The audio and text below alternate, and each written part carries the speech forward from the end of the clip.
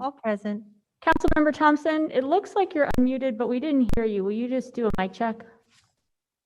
Nope. So I'm going to suggest you check your audio settings, particularly since you're going to need to be talking this morning. Okay. We will move into an update on our zoning code rewrite. Just as a review, this was a process that we began talking about undertaking a couple of years ago, and then in the last year, 2020, citizens came together. I think is it Wendy that's here with us today to discuss. Hi, Wendy, welcome to discuss an update. In the process so far, over 800 residents participated in a survey. Wendy's kind of from a strategic planning perspective, guiding the process moving forward and alongside Andrea. And I just really appreciate the level of engagement we've seen so far. And council members and the public, there's a report, like it's a 2 or 3 page report. If you haven't gotten it, we'll make sure that you get it as council members by email or by link. And then the public also, once after this presentation, should be able to take a look at the summary that includes an update on the breakdown of who we've talked to, like renters, homeowners, et cetera, the steps moving forward, and of course the feedback that we received from the public that's made it clear that having a simple, understandable, predictable zoning code that allows for housing where we need it and our community to grow is really important. And so with that, I'll pass it over to Wendy or Andrea. Thanks for joining us. Good morning. Thank you, Madam Mayor, Council President, Council members. So nice to see you all this morning. It's been a little while since I've seen your faces. So today, Andrea and I are going to give you an update, as Madam Mayor said, on the zoning rewrite project. The project itself is one that I'm sure you're familiar with. It's been ongoing for quite some time over the course of the past year, and I've recently joined the team from a project management perspective. So we are going to walk you through an overview of the project to reground everyone on what we're trying to do, review the scope and the phases of the project and how we're trying to get it accomplished, talk about when, show you the timeline, and then Andrea is going to give you some really specific project progress updates on our outreach to date, as well as what we've heard from our community. The point of the project, the overall object and scope goals of the project are to rewrite our zoning code. As you know, our code is approaching 55 years old, and zoning codes have about a 50-year horizon. So we are working on the code to modernize it, and probably most importantly for us as the city of Boise, to implement Blueprint Boise. So we are building on our mission and our goals across the city, our the strategic important areas that you as council members and our community have indicated are important, and trying to fully engage the community in this complex project. Our zoning code needs to be user-friendly so that developers, homeowners, renters, we all understand what the zoning code is, and making zoning fun and exciting, of course, is a great challenge. So we are trying to pull in as much of the community as we can so that we can really incentivize good design. The difference between having something designed well, where people enjoy living in the city, and have something designed poorly, has a direct effect on how we all feel about living here. So those are our scope overviews and what we're trying to get accomplished. We've broken the project down into multiple phases. Phase 1 was really organizing the work. We did engage an external consultant who's a specialist in writing zoning codes. The specialist's name is Clarion, the name of the company. You've probably heard of them. And then we went through a preliminary outreach assessment. This was our phase 2. And this is when, as the mayor mentioned, we reached out to the community and gathered as much feedback and input as we could. The diagnostic report was the major deliverable from that phase, and that's the specific update that Andrea is going to share with you shortly. Our goal is really to ensure that outreach occurs over the entire course of the project, but we had an entire phase dedicated to it up front. We are now moving into phase 3. This is where the rubber hits the road for the project. So the zoning code itself can be a little weighty. And so we've broken the code into 3 different modules. Module 1, which is what we're working on right now, is a 3 to 4 month period of time where the consulting team and our internal PDS team work together to draft the first installment of the zoning code. This is really focused on uses. Our module 2 will then focus on design, how things look, design elements. And then module 3 is really about the process. Each one of these modules is broken into about 3 to 4 month chunks. Our phase 4 is about putting it all together. So consolidating the zoning ordinance. And then phase 5 is ensuring that we have understanding and adoption. To give you an idea of how we plan to pull the public into this timeline to make sure that we're hearing appropriately, this timeline gives you an idea of the specific places that we're essentially going to pause and make sure that the public fully understands what we've accomplished to date and what's coming. So you'll notice that phase 3 in the middle of the diagram in green is where we are. And in phase 3, we have 3 different public input months set aside. That doesn't mean that's the only time we're listening, but those are the months that we specifically, the major deliverable and the major task for the project is to listen. So May, August, and November are the 3 months that we anticipate planning events, making sure that we're hearing from the public, and then into the phase 4 and 5, which is the blue, off to the right of your slide. This is when we start to compile the code and put it all together for public release. Of course, the public will be able to comment then too. We have 2 months set aside, but at that point we're in 2022. So our strategy is to pull the public in and get input early, but do it in a way that is digestible pieces of information. The zoning code itself, if someone starts from scratch to read the zoning code, it might be overwhelming. So we're trying to release it in pieces as we go. There are some really specific major milestones that we are targeting. So our diagnostic report has just been completed, and that's what Andrea will go over with you shortly. Our phase 3 completion will be completed with our integrated staff draft. So we expect to see that by December of this year. There's a lot of work between now and then, but that's our planning milestone for the completion of the integrated staff draft. Our first public draft will go out in February of 2022, and then we should have our final revised code complete with all input by November of 2022. You notice there's a big chunk of time in there. That's a period of time that we're unsure how quickly we'll receive feedback and whether we might need to change course over the course of that time. So we've deliberately ensured that we have enough time to adjust as needed. Our project end is December of 2022, so a little bit more than a little bit less than 2 years from now. The project is doing very well. We are currently in execution for our phase 3, and everything is proceeding in a way that we feel like we have good engagement from the community. We published an initial survey, got quite a bit of response, which Andrea will go over with you, and then we're currently reaching out with a second engagement right now. I'll pass the mic over to Andrea and we can entertain questions at the end. Good afternoon. Yeah, I do have a second, Andrea. Yes, go ahead, Council President. Thank you. I have a couple of questions here if I could, and that way maybe Andrea, as she is talking, can also answer some of them. So in the project overview, you talk about streamlining the process and making it more predictable, which is certainly one of my big goals. But what I didn't really hear in there is ensuring that what is able to be developed aligns with what's in Blueprint Boise and what's in our predicted land use changes in the future. So maybe you could walk me through how that's going to happen. Excellent. Thank you for the question, Council President Clegg.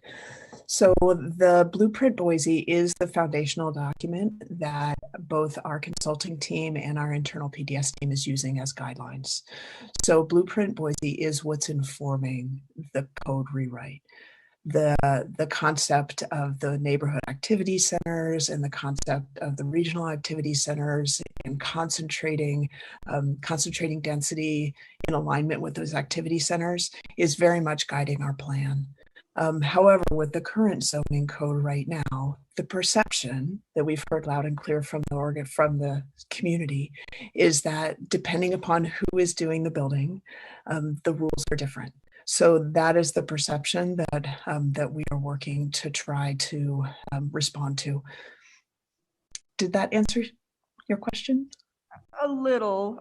I just hope that we really focus on aligning with Blueprint Boise more than streamlining.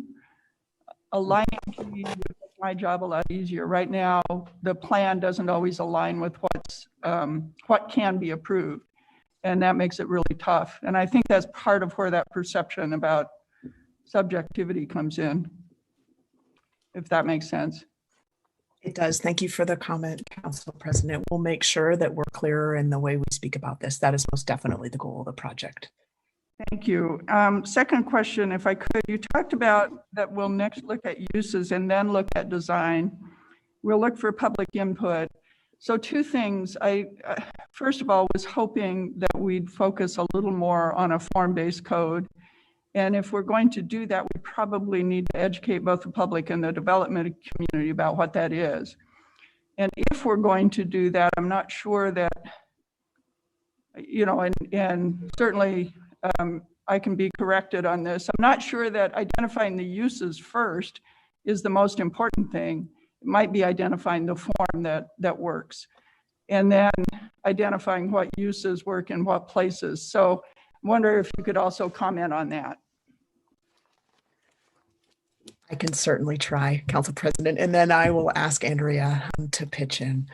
So the consultant Clarion speaks quite often about form-based codes. So he is indeed steering us in the direction of form-based zoning. And the sequence that their firm is recommending that we follow, that we've been following to date, helps walk the community, specifically the citywide advisory committee, this group of 12 citizens that are helping advise us as we go. It walks us through and educates as we go. So to date, we've spoken not only about the zones and about how many there are and whether or not we have the appropriate number, should we collapse, should we expand, but as well as the uses within the context of compatible form. So the Clarion team is guiding us in the direction of form-based. And that's probably, if I go much further than that, I'm certainly out of my expertise. Andrea, is there something that you could add to that might answer Council President's question? Yes, thank you, Wendy and Madam Mayor, Council President Clegg. Yes, so we are looking at uses first to kind of create a foundation for us to build on. So what is allowed, what is not allowed, and what is conditionally allowed. And so we've had some misalignment with what we have in our current existing code and what our Blueprint Boise or our comprehensive plan speaks to. And so we want to create that foundation first, and then we'll move on to the design standards that will support that foundation. And then beyond that, we'll look at the processes and procedures. The important part is that we're looking at each one of these modules individually, and then we'll take a look at it holistically as well to make sure that each one of those modules supports and is in alignment with one another, and most importantly, our comprehensive plan and our mission and initiatives that we have before us. Thank you, Madam Mayor. If I could follow up. So Andrea, it still sounds to me like we're really focused on separating uses in different parts of the city, rather than looking at the kinds of form that can house different kinds of uses and allowing that to happen. Is that, am I hearing you wrong, or is that so? Madam Mayor, Council President Clegg, Actually, our conversations with our community as well as our citywide advisory committee have almost been an integrated approach. So people have said, okay, our comprehensive plan has identified these mixed use activity centers and places where multiple uses, jobs, places for people to visit and recreate can occur. But our current zoning code doesn't allow for that. And so that's kind of what we're looking at. So, we haven't finalized anything.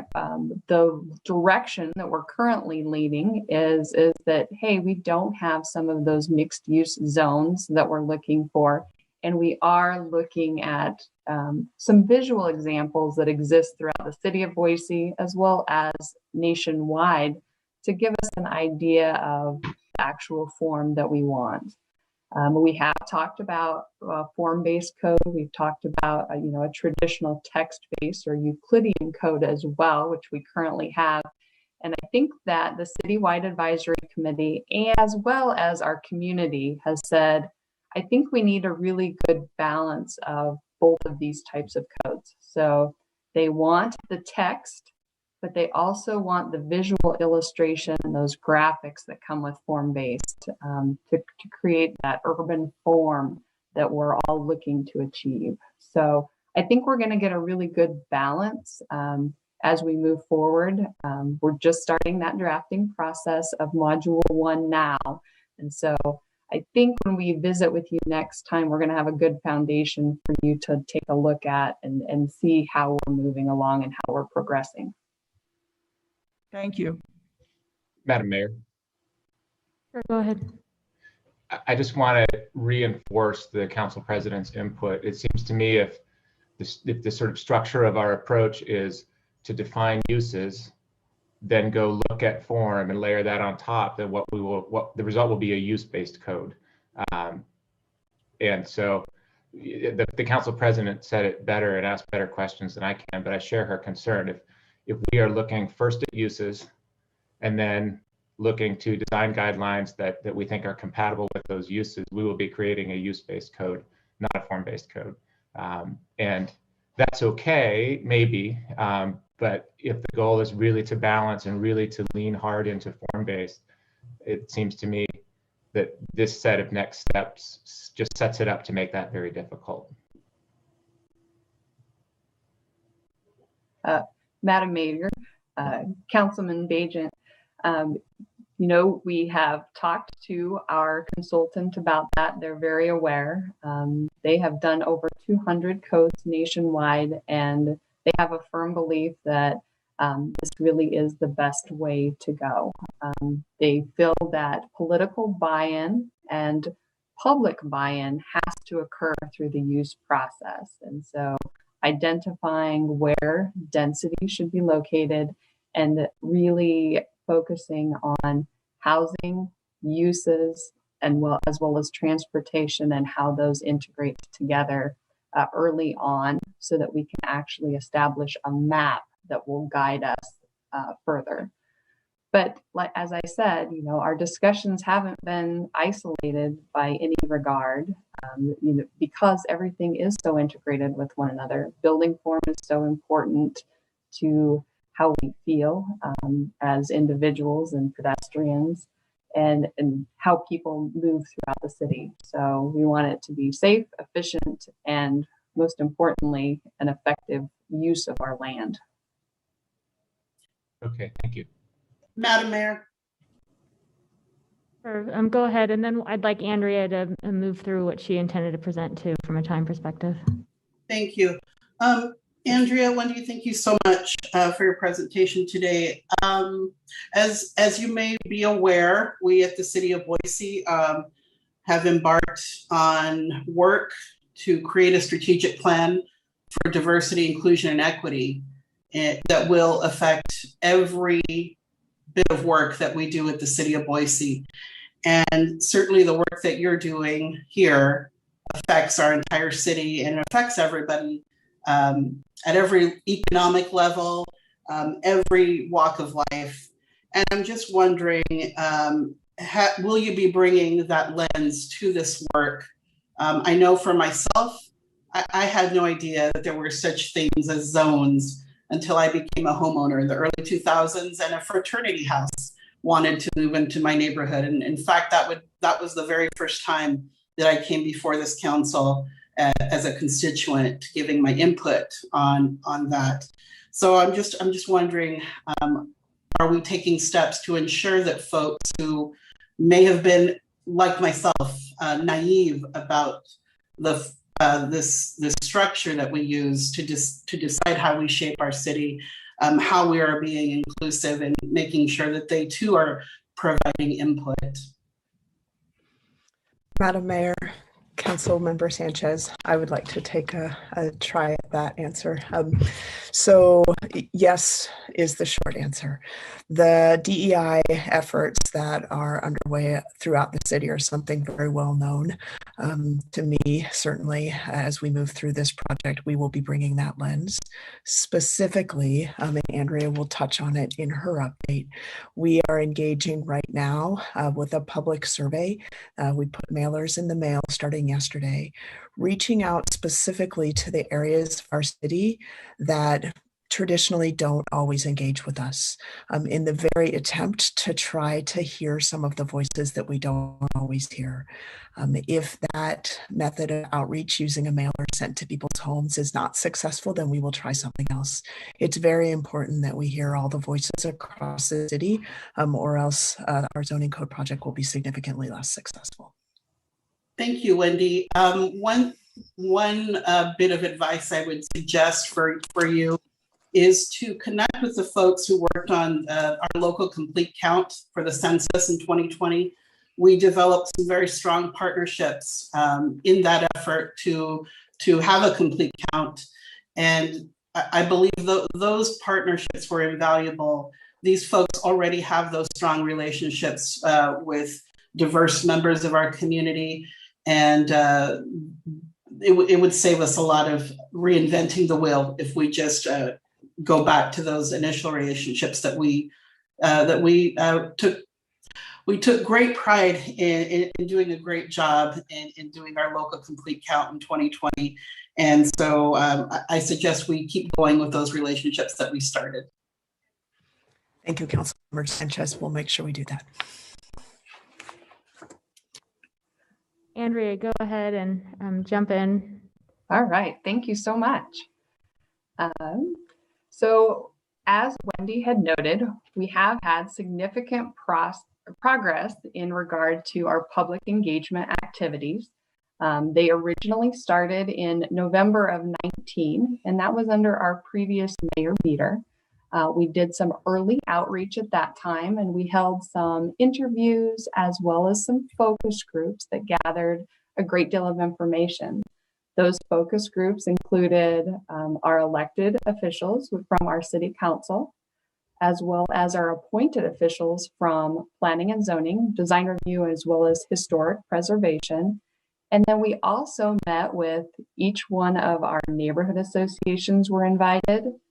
We had our frequent users, so we had architects, engineers, land surveyors, planners, and then we also had our active community members that we hear from on a regular basis. We asked them to come join us as well.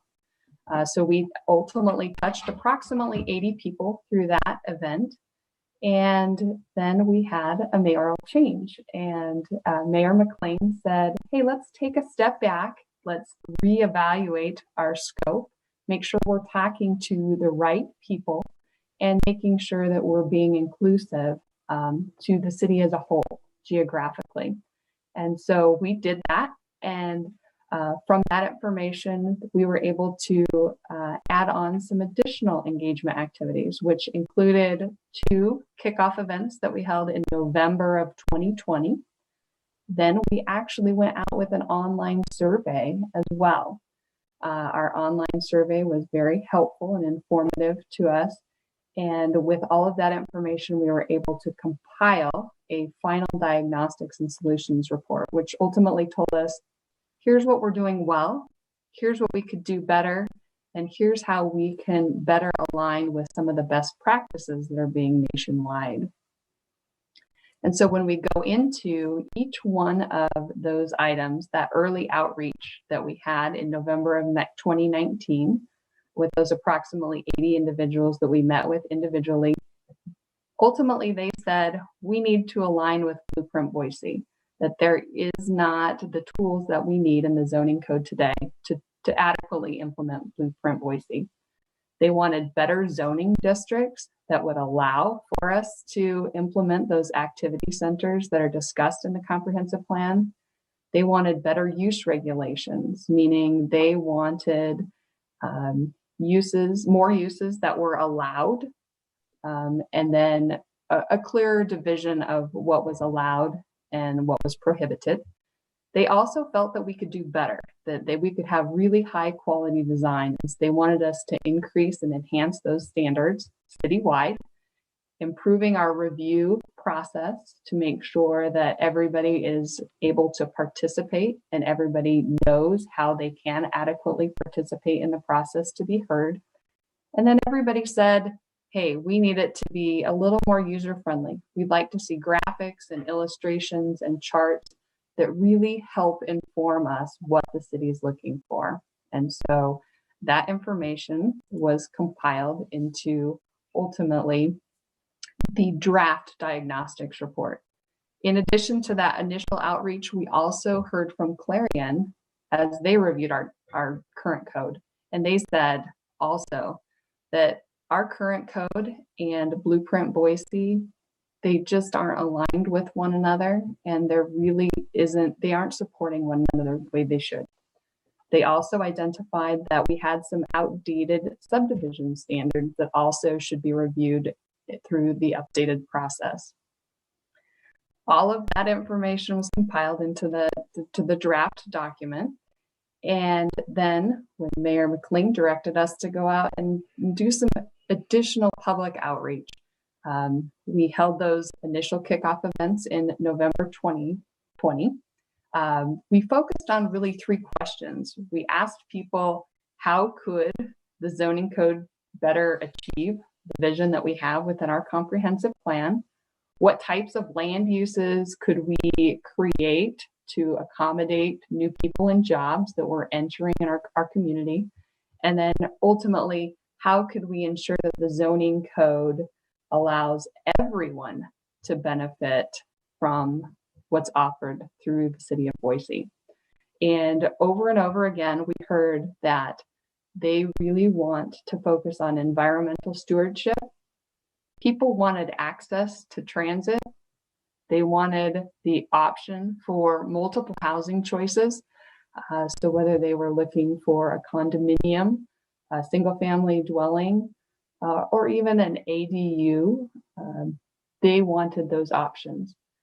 They also felt that keeping Boise unique and really preserving our foothills and our Boise River were key components that were important to them, and really making the city fair and equitable for everyone. So those were some of those key topics that we heard at our open house survey. We then moved on to our online survey. That actually ran from November to December of 2020. We collected over 800 responses, which is actually a really good response rate. The interesting part with this was 85% of our respondents were residential property owners. So they actually lived and owned homes within the city of Boise. So as we reviewed all of the information that we gathered through that online survey, we heard that we had a very long survey. And then we also had a very technical survey that was more geared toward frequent users, where 85% of our respondents were actually not frequent code users, and they were not familiar with the code and felt that the survey was very difficult. And so what we learned was that ultimately we need to have a simplified approach to gathering information and making sure that it is understandable by everyone, whether you're a frequent code user or a property owner, or just somebody interested in how the city is growing and evolving over time. Ultimately, our survey results were really good because we had 70% of our respondents say that they agree or strongly agree with our comprehensive plan. They were supportive of our goals and our mission, which was great news. We also heard that the ordinance was very confusing. It was long. They felt that it was inconsistently applied, and there was this perceived notion that the code favored development interests. So we needed to take that into heart. They also noted that there were ways that zoning requirements could be varied or waived through variances and waivers. And they felt that that made our process unpredictable. And so they asked the city to create a predictable set of standards that would be applied over time equitably and not varied or waived throughout the process. We also heard that neighbors, neighborhood plans, and neighborhood associations were unsure of how they fit into that development process and how they could influence what they wanted to see in their neighborhoods. So we need to clarify that role as we move forward and how they can engage into the process. We also heard that development decisions appeared disconnected from traffic, parking, and open space impacts. And so they wanted us to be able to somehow evaluate that as we moved forward.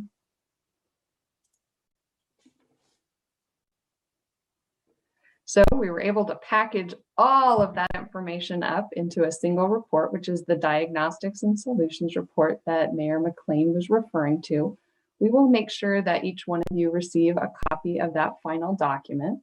Ultimately, it talks about what we heard from our Boise citizens through all that engagement, what we see based on national experience, and that is Clarion's perspective of how we're doing.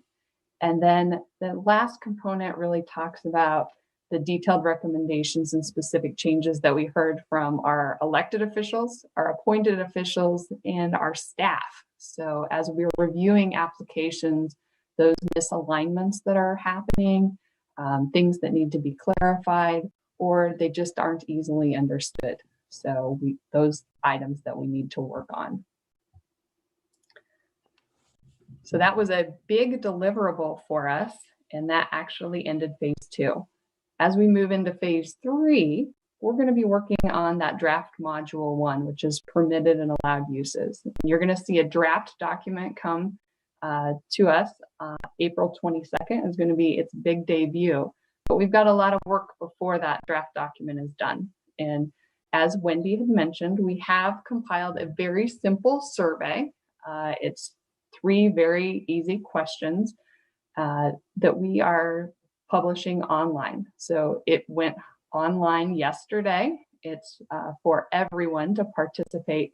However, in talking about diversity, equity, and inclusion, just as Councilmember Sanchez had recommended, we have to get our community involved. We have to be able to touch all of those citizens that are underserved, those people that we don't hear from regularly.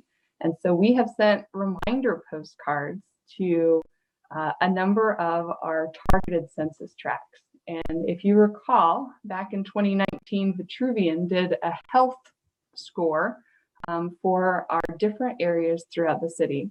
And we had multiple tiered health evaluations for those areas. And so tier 1 areas were those areas that we identified as that they had a lower health score than throughout the remainder of the city. And so we wanted to target those individuals. And so we have sent just over 14,000 postcards out. Individuals have the option to fill out the survey on that postcard, place a stamp on it, and return it to us, or they can go online and fill out the survey there. So they have 2 options. So that is, we're hopeful that that's going to touch a lot of those households and those families and individuals that we may not hear from regularly. We've also placed postcards in a number of our libraries. So we've got our satellite libraries. We have provided some there as well. And then we're strategically handing some out. So you'll see us at Janus, Jesse Tree. We also have some accessibility partners that we're working with to see if we can't touch some of those other communities as well.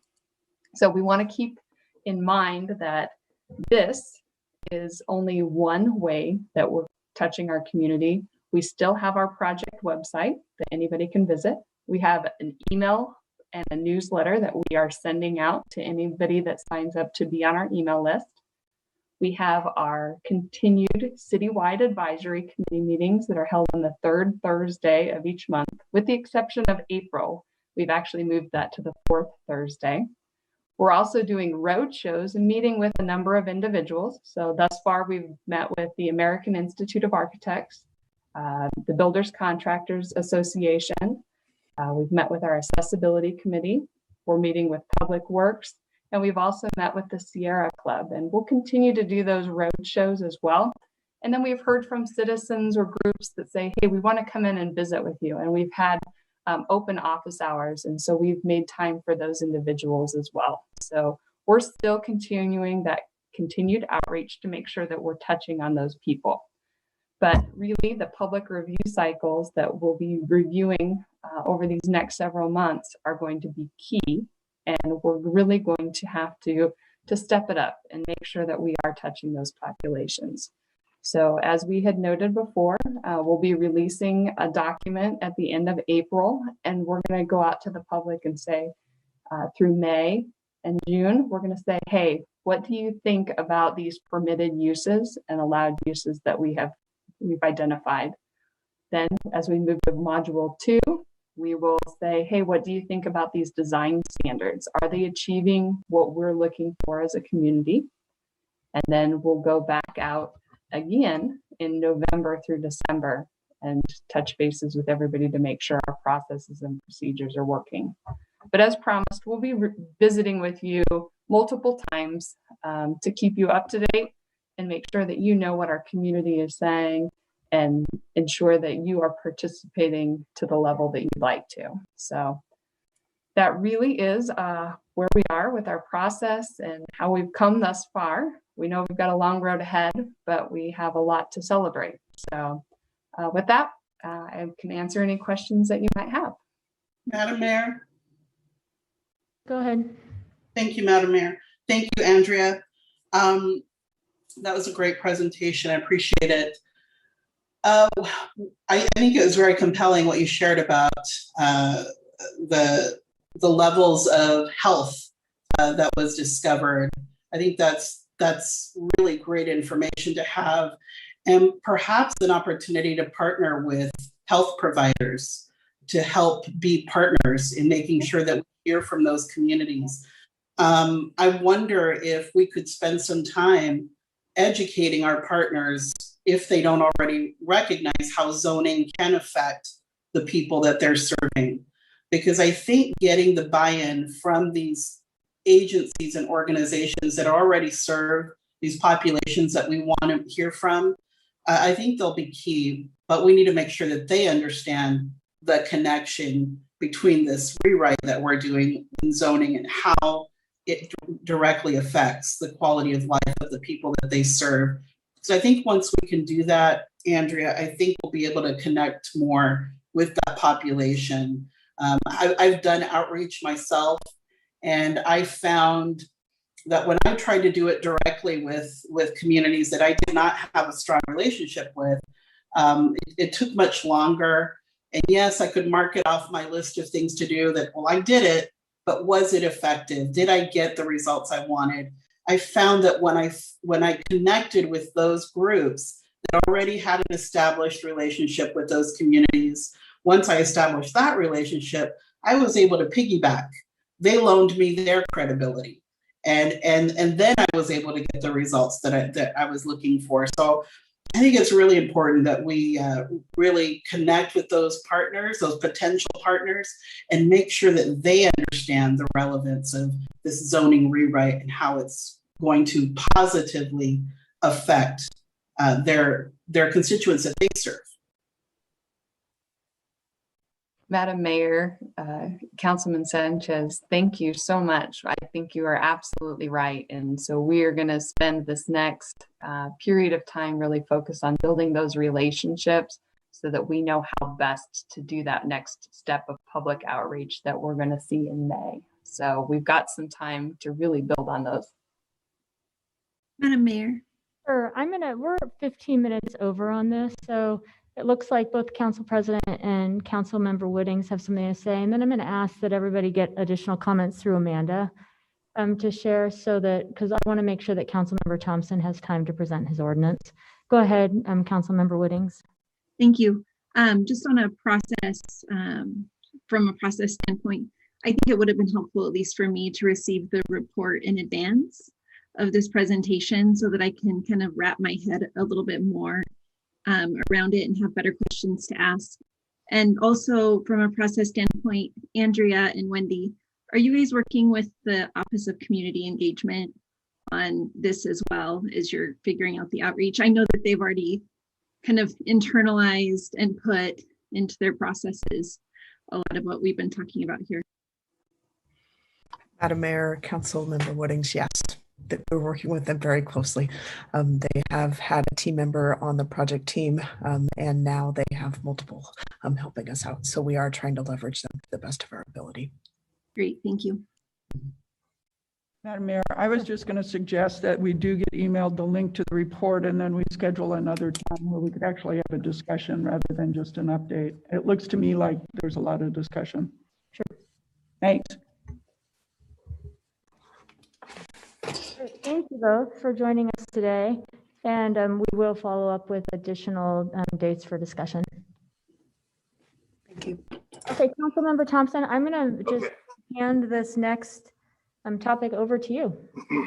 Okay, can you hear me? Yes, we can.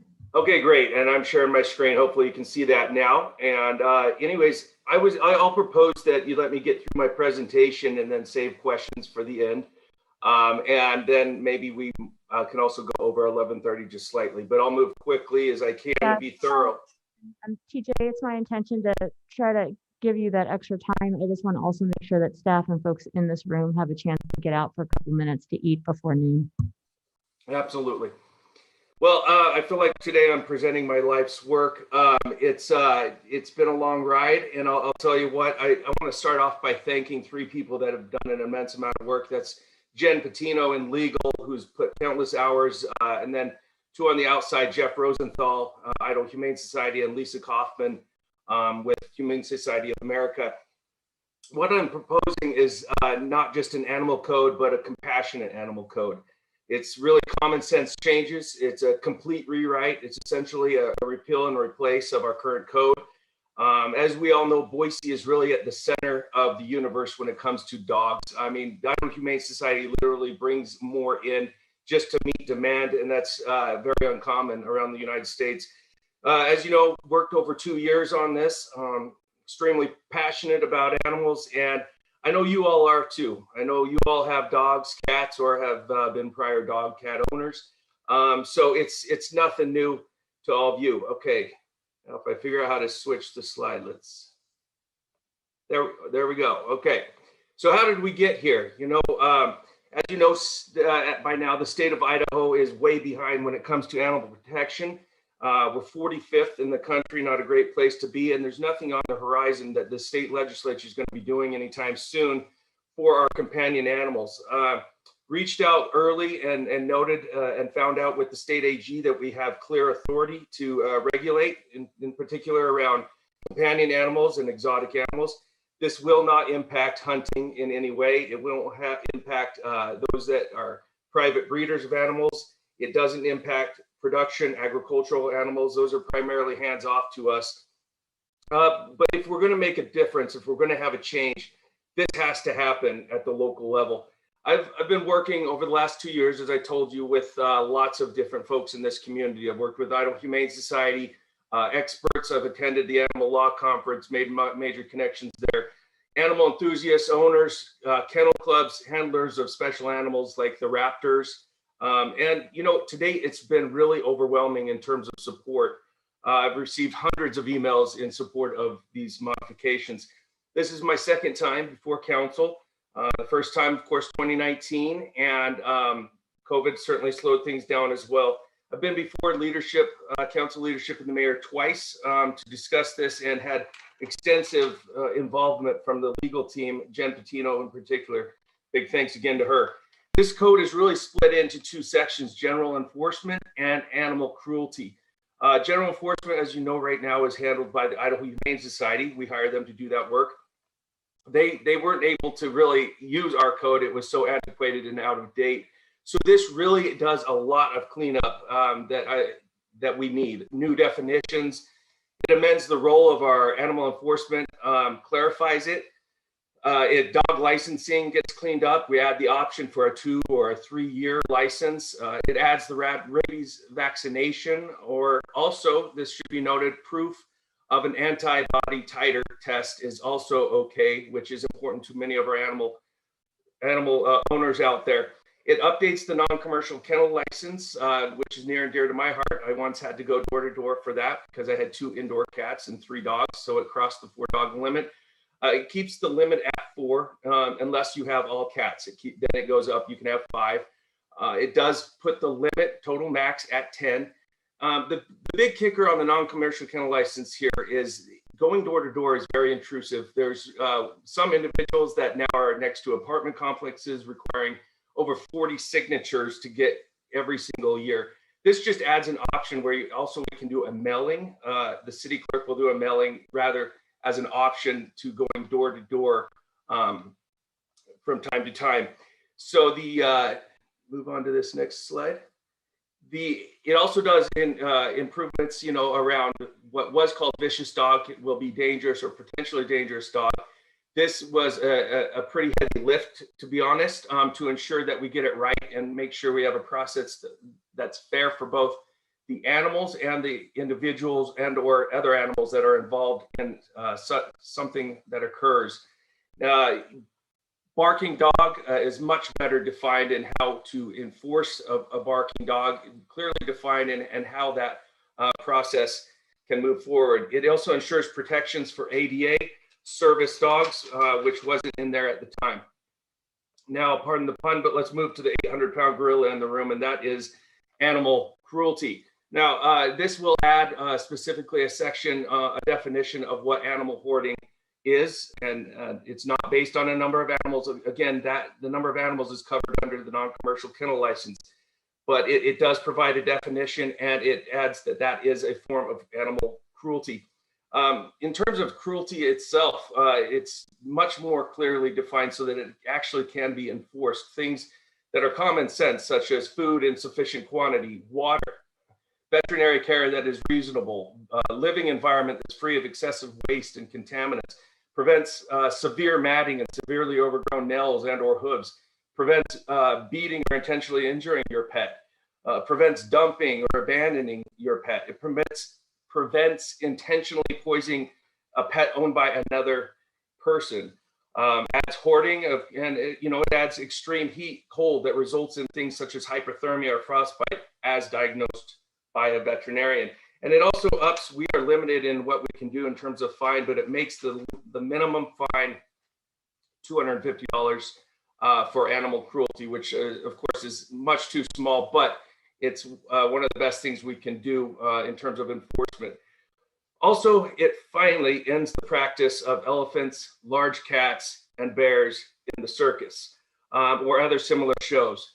This is not uncommon. Entire countries have done this. We would be third in the state to do this. Ketchum and Blaine County have already done it.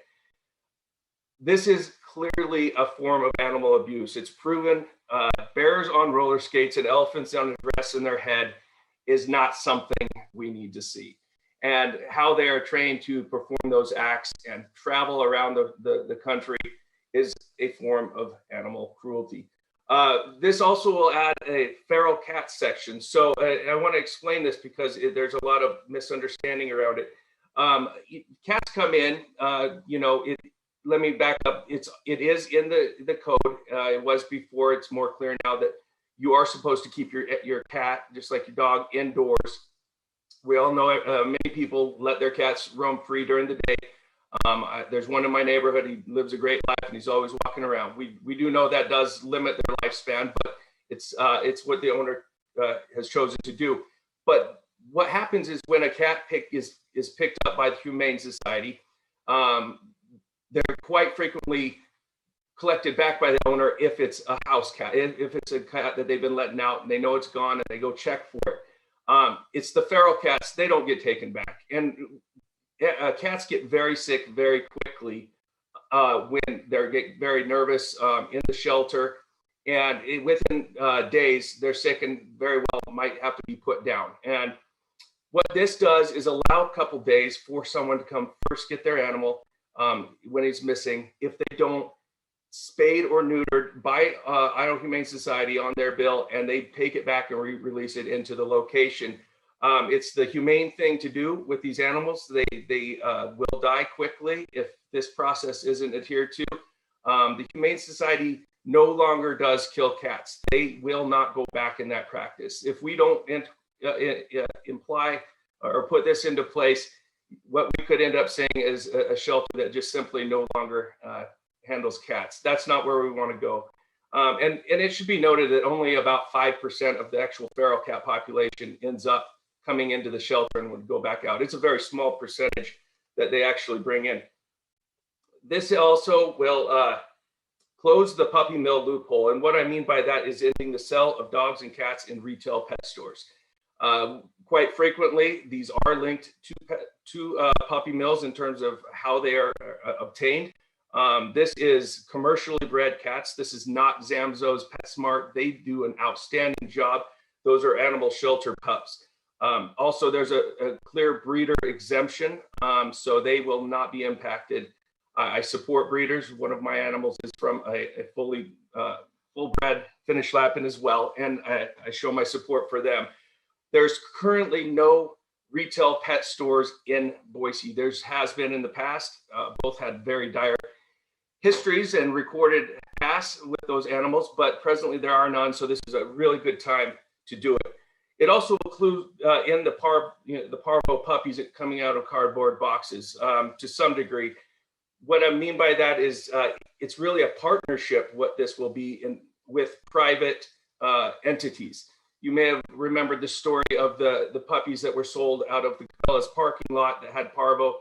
Cabela's then took a step to say that's no longer allowed in our private parking lot. What this will do will say that the sale of these animals from our parks, the streets, the alleyways, sidewalks, public right-of-ways is also no longer allowed. So it partners with the company that says, you know what, you can't do it here. And now the city says, and you can't just push it out onto the sidewalk. So it closes that loophole and gets us moving forward. And then lastly, I'm sorry, I just covered that slide, but I hadn't turned the slide yet. So again, that's to the animal stores, and that's to the animals in public right-of-ways, the cardboard box puppies.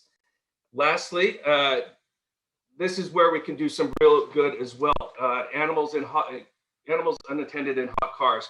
First of all, it prohibits it. It says that if it's too hot, then certainly it's a form of animal cruelty too. But what we do here is we will really set the gold standard. We go above and beyond. This has been done, the Good Samaritan clause that allows an individual to look around. They see this dog is clearly going to die or in harm's way.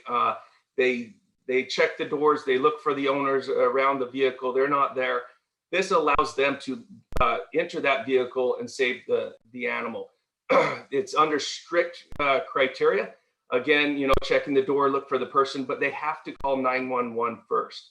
They get the police on the phone. They find out how soon the police will be able to get there, and they say, okay, then go ahead. You enter that vehicle. We're on our way.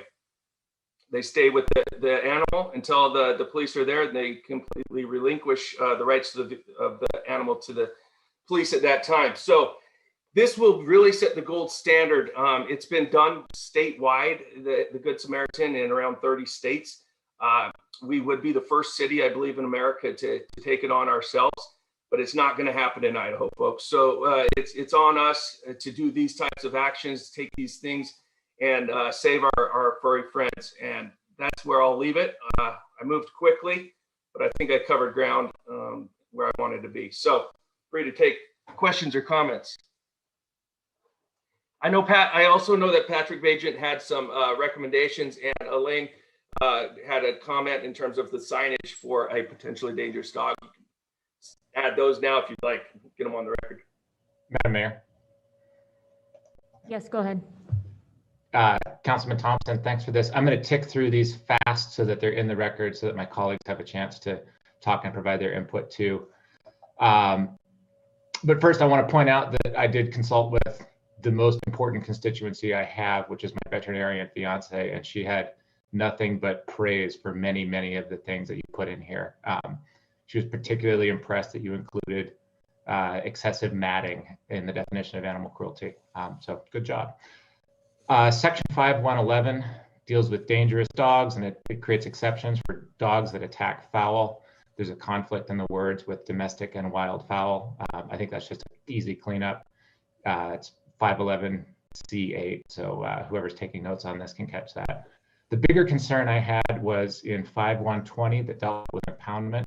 So section 5120C1 says that we can notify an owner of impoundment by mail, but then depending on the type of animal, E2 and 20F make it so that the animal can be disposed of or adopted out in 3 days. So it's possible that you're notified by mail, you get your mail 3 or 4 days later and your animal's already gone. So there's a timeline issue to address in there. And then the third thing is pertains to the animal license. We require cats and dogs in particular, to be licensed. I think that's great, but I'd like to loosen up how we require licenses to be displayed. So for example, my dogs, I don't use the city tags. I have an engraved brass plate that's riveted to their collar so it can never be lost. I think as I read this, that's actually an improper display of a license, even though it's a much better way to do it. So I think we can tune up how we require licenses to be displayed. Those were my 3 small pieces of input. My big piece of input is great job. Thank you.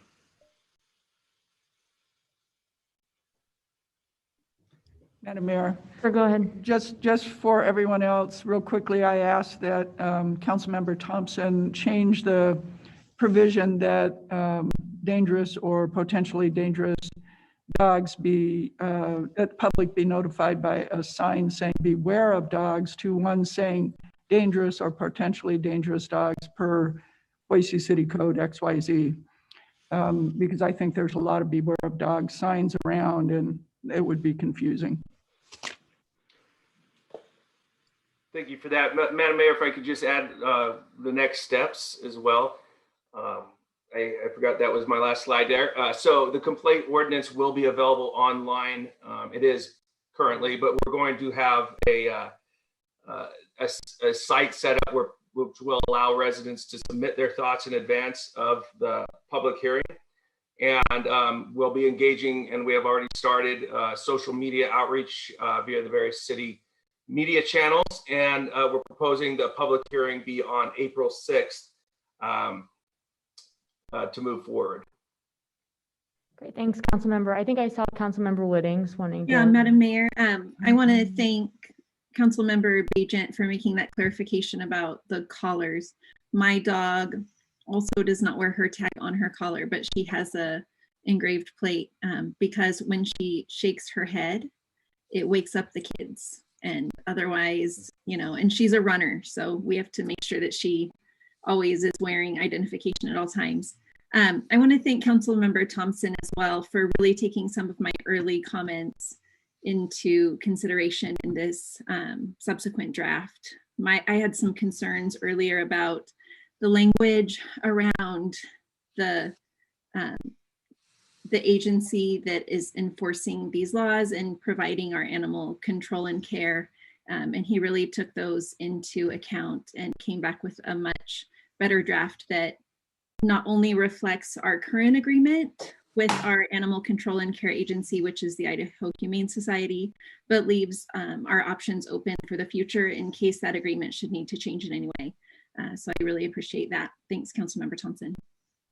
Thank you, Councilmember Woodings, and all of you. I also, Madam Mayor, I should mention that any of these tweaks that have been mentioned will certainly get into the final thing, but they'll be made after the public hearing. So everyone will be commenting on the current draft in terms of the citizens will be commenting on that. And then post-public hearing, these edits and any other potential edits would be made before a first reading. Madam Mayor? Yes, go ahead. Thank you. Thank you, Councilman Thompson. This is great work. I have to admit, I am concerned about the cat at large portion. And, you know, I'm a renter, so I have to comply with what the property owner asks, and I'm not allowed to have my cat inside. You know, and I actually got my cat from the Humane Society for $10. Best $10 I ever spent. So, you know, I'll just share something personal. The fact is, my cat is an emotional support animal. I have a letter from a doctor, but I've never really pushed it with my landlady. If that part stays, I would have to do that. And I have to admit, as a renter, it gives me pause.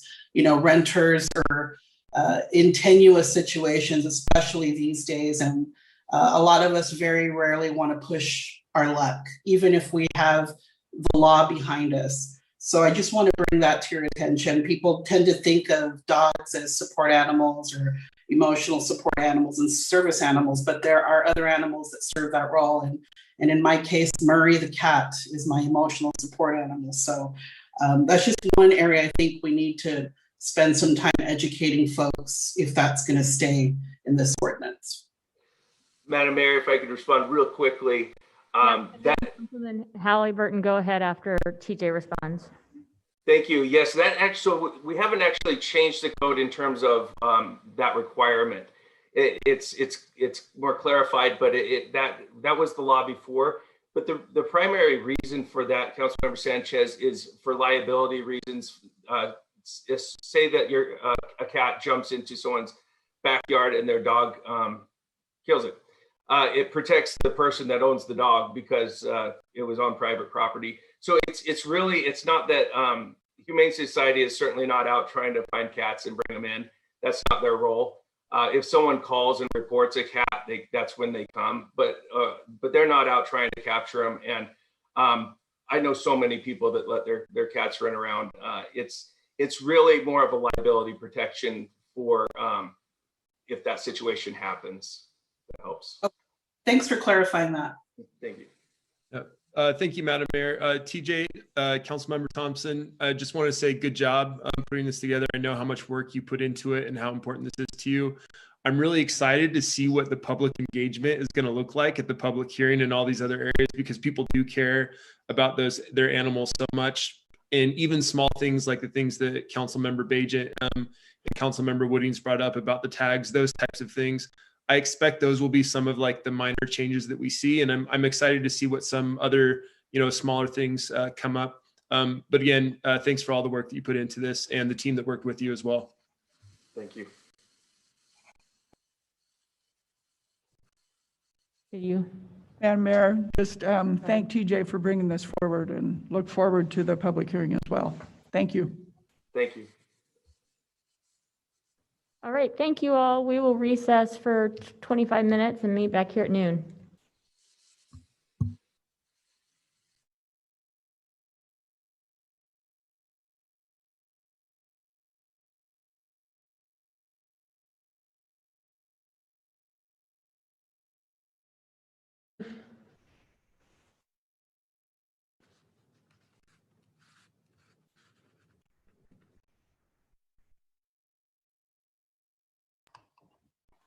Hey, all.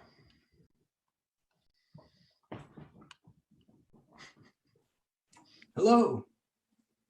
So it looks like we can get cameras on from all of our commissioners. Looks like everyone's here. Melt's running a little late, but we can start work session without him. And so tonight's work session agenda, we've got Melissa Johnish and Jason Taylor discussing hillside and foothills development. So they'll walk us through that. We try to do this every year and a half, 2 years or so, just because we do have some hillside applications that come your way, and they're definitely more technical.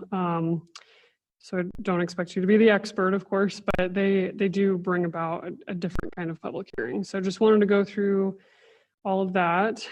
Oh, there's Melt. Hi, Melt. And then we'll quickly go through elections.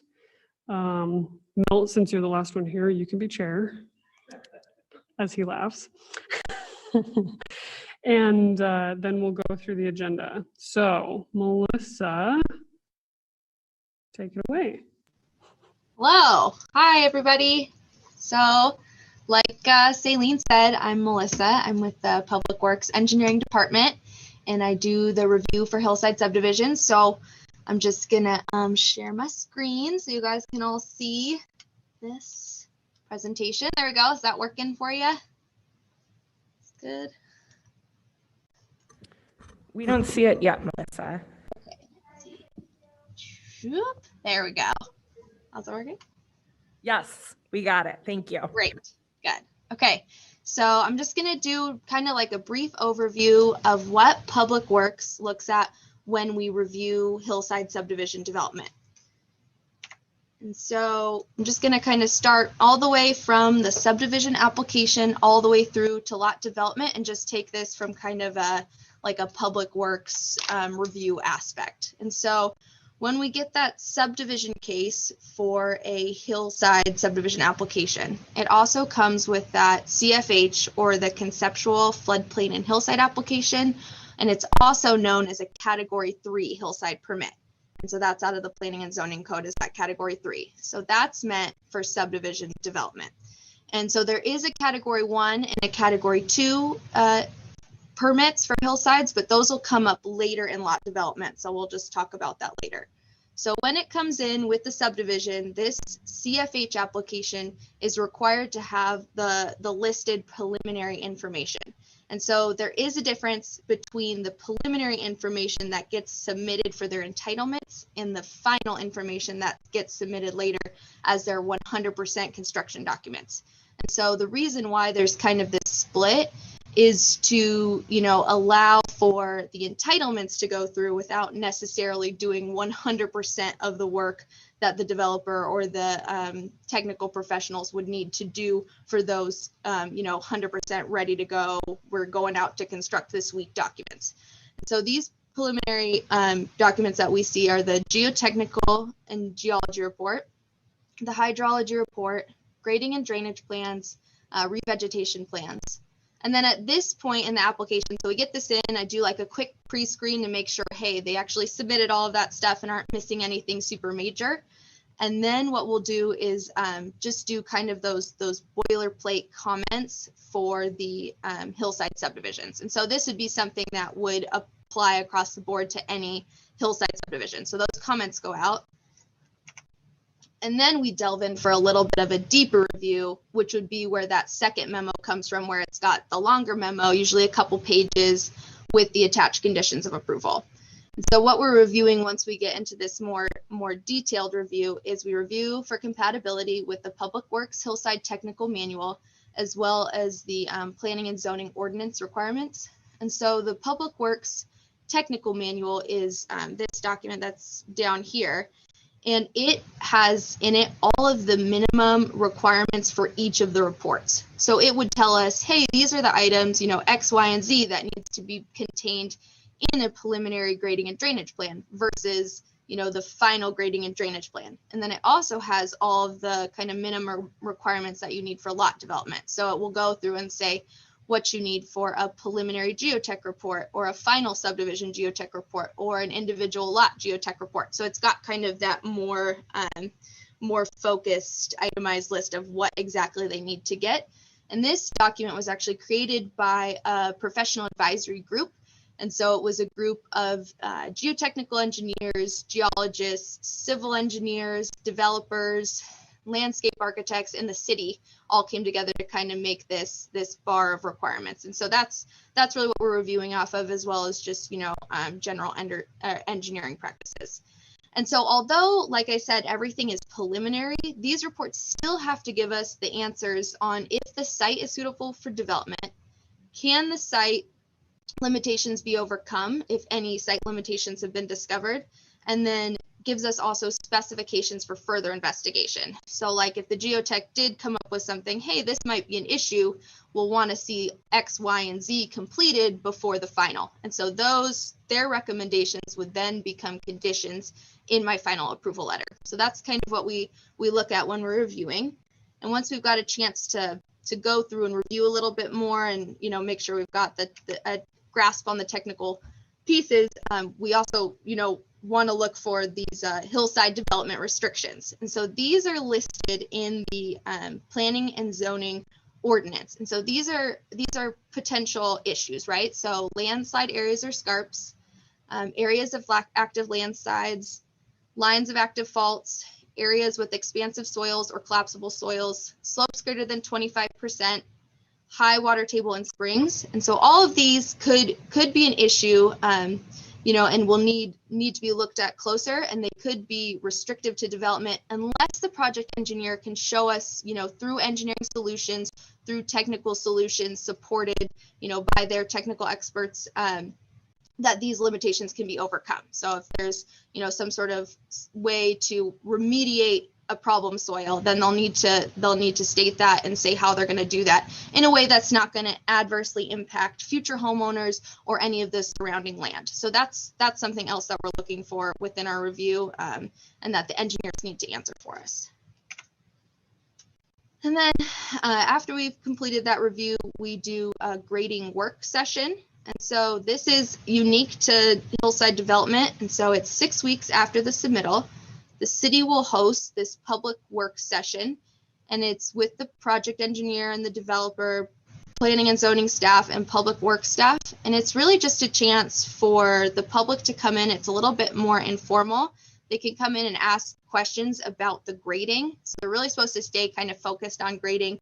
And it really just gives the chance for like the public, especially if they've never seen like a grading and drainage plan or contour map, to, get an idea of what's going to be going on with the project and, how much earth is moving, and to kind of see what it would look like, ask the project engineer any questions.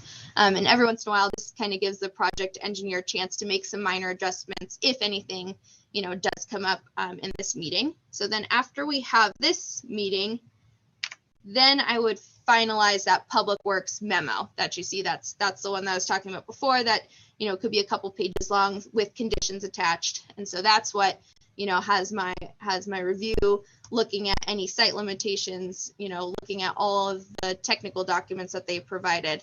And so I'll write that memo up. The city will write that up. We'll provide it to planning and zoning staff to include with their report. And then it's got comments, if we can approve it, or if we don't approve of it, and then all of the conditions that we want to see for those final plans and reports. So if we wanted to see more testing of soil, more soils testing, or we needed some more information on how exactly they were going to remediate an issue, we would see that in the final plans and reports. And then, of course, there's a decision by commission and council. And so for the sake of argument, we'll say that the subdivision was approved by commission and council, and it's going to move on to the next steps. So once it's approved and they have their entitlements, then the project team can submit for their final public works plans review. And so like I've been saying, this is the time when they'll turn in all that 100% construction ready information. So it does mirror the preliminary reports. It's just a lot more in depth, a lot more robust. So they'll turn in their final geotechnical and geology report, hydrology engineering report, grading and drainage plans, and final revegetation plans and reports. And then again, we review this for compliance with our technical requirements, as well as the public works conditions of approval. So anything that we'd asked for before, and then just general, engineering standards. And so this is a pretty iterative process. There's a lot of back and forth between the city and the public works and the engineering team. So the design team, the civil engineer, the project engineer. And so once we kind of get through that, through the rounds of revisions, and they get approved, then they get issued grading permits, and they can start work on the subdivision development. So then once they, they go all through construction, and they're ready to get finished, they get their Mylar submitted, and we would get these post-construction reports. And so during construction, the project engineer should have been sending, weekly observation reports. So the project engineer who goes out on site, who did the design, goes out, takes photos, writes observation reports each week, and sends them to the city. And then they also would attach like any compaction testing that happens that week. So anything for the fills, the geotechnical engineer tests it and lifts as they go up. So they would attach that with their observation reports. So we'd have all of those from the whole project. And then they also would need any of the building code Appendix J final reports. And so those would be things like they'd go survey the site, after it's been constructed, and make an as-built. So what actually got built out there, if there's a little bit of a minor deviation or not, to show us what was actually built once they got finished, as well as the engineer's certification letter and a statement from the grading contractor saying they followed the approved grading and drainage plan. And then there's also some specific post-construction reports that are required by the Hillside Technical Manual.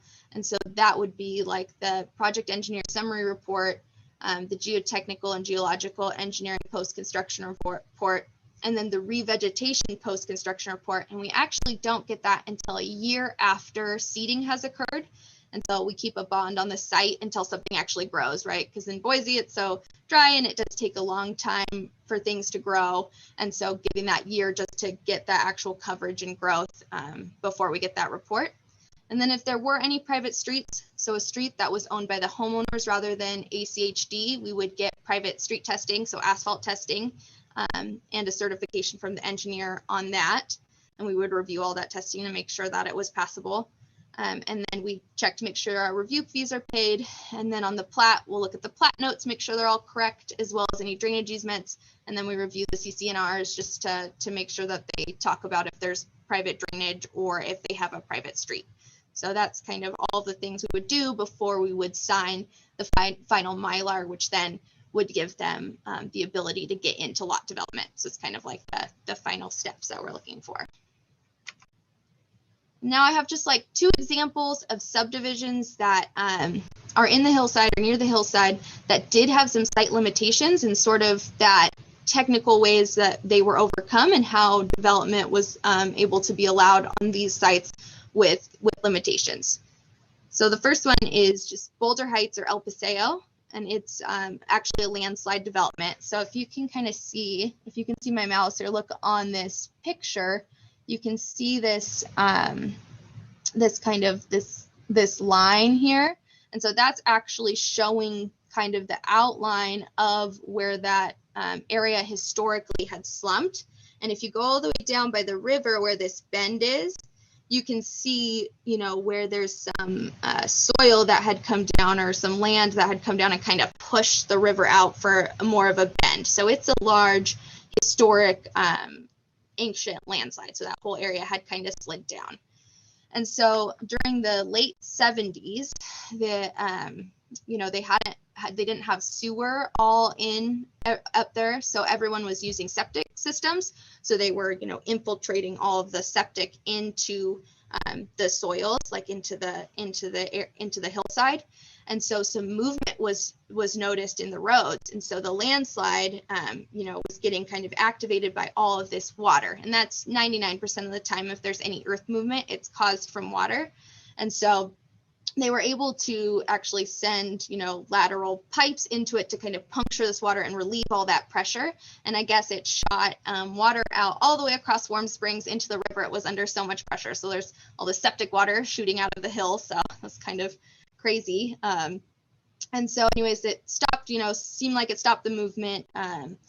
ACHD monitors it. But because of this, because we know, hey, you know, water infiltration is not good for the mesa, you know, any infiltration is prohibited on the mesa. So for stormwater, this makes, you know, we have to find different solutions to be able to get the stormwater from this newly developed impervious surface down to where it would historically go.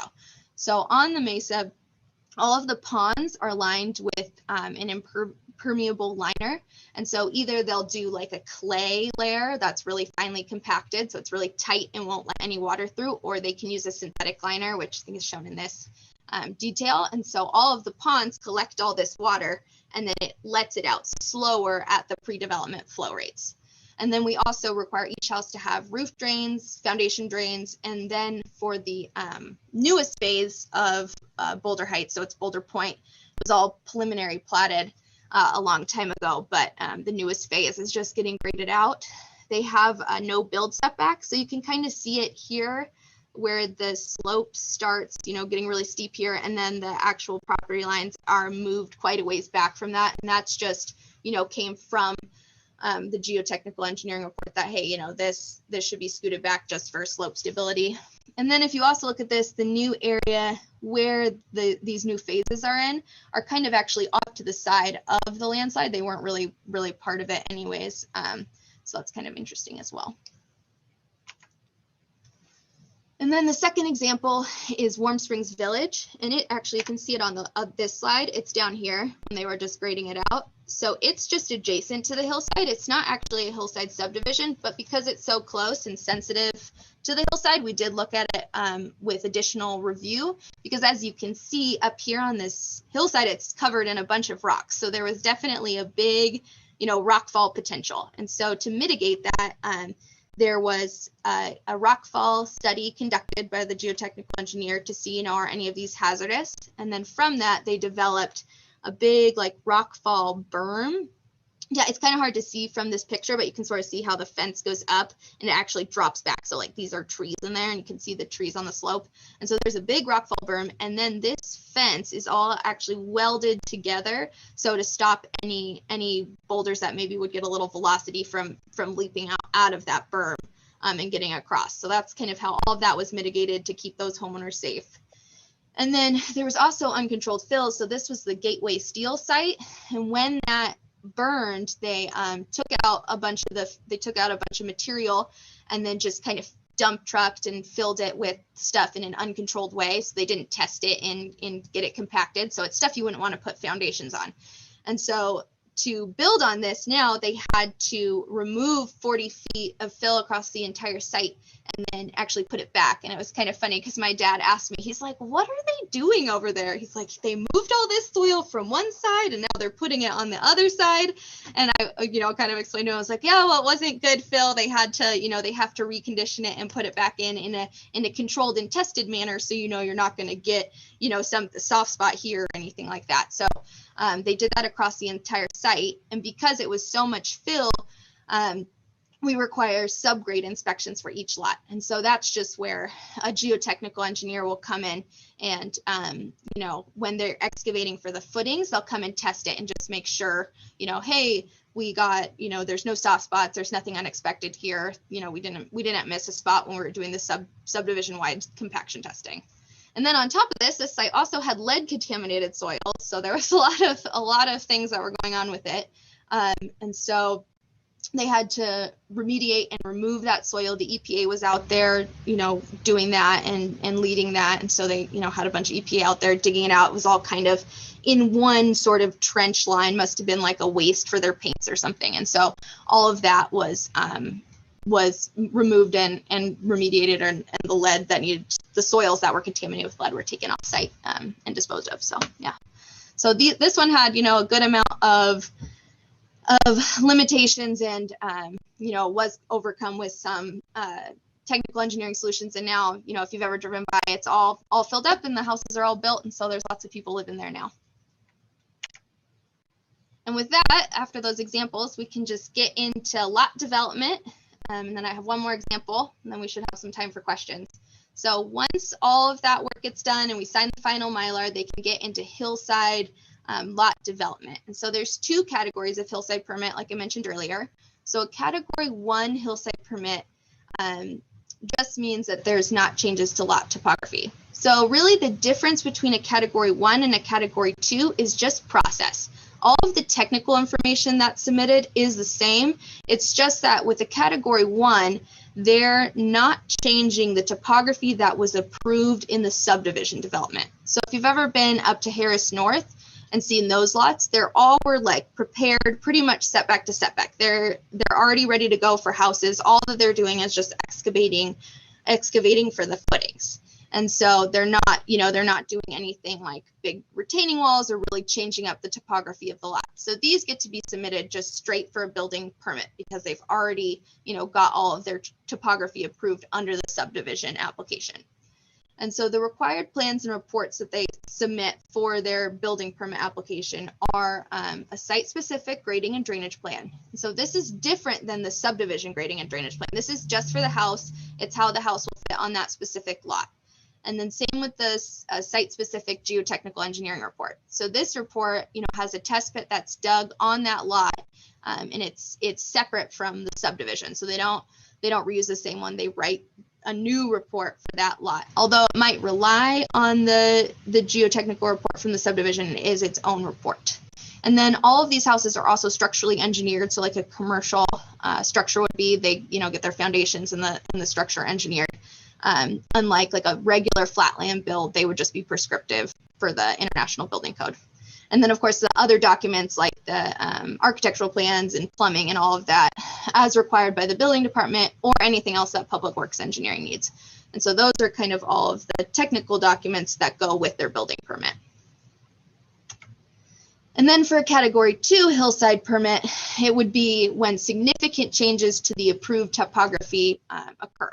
So like if you kind of imagine, again, Boulder Heights is an example, most of the lots they left pretty native, maybe just graded in a road or for a driveway, but there's probably going to be daylight basements, retaining walls. There's going to be changes from what was approved under the category 3 subdivision development. And so these have to be submitted for a staff level planning and zoning application prior to getting submitted to building permit approval.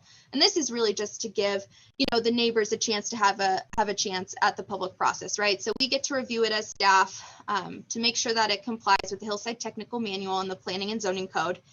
We would put conditions on their letter of approval as well if there was anything they needed to change before building permit approval. And then that letter, if we write an approval letter, would get sent out to neighbors within 300-foot radius, and then they can appeal it if they, think that we erred for some reason and that this site cannot hold this type of development. And so that's probably where you guys would be most familiar in seeing these would be with any sort of appeal. So if this CFH gets appealed, then it would go to commission for a decision. And so the same reports are required. We just don't take every single thing that we would get for the building permit. So when we look at it for the CFH, we would get the site-specific grading and drainage plan, geotechnical engineering report, as well as like the architectural plans and elevations. And so we use that to review it. And then once they get approval, then they can apply for their building permit. So once they get their building permits, like I explained a little bit earlier, during construction, there's a subgrade inspection by the geotechnical engineer.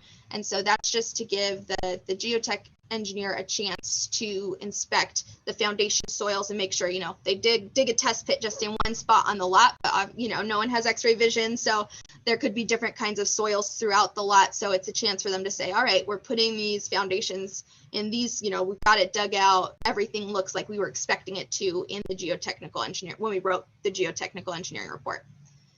And then once they're fully built and they've been graded, the lot is done and the house is built, there'll be a final inspection by the civil engineer or the landscape architect who designed the grading and drainage plans.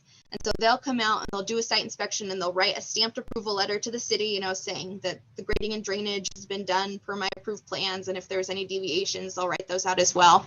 And then we'll get, photos or do an inspection to make sure that the lot is stabilized, has been landscaped, or if there's any hills, they've been hydroseeded and the drainage is done.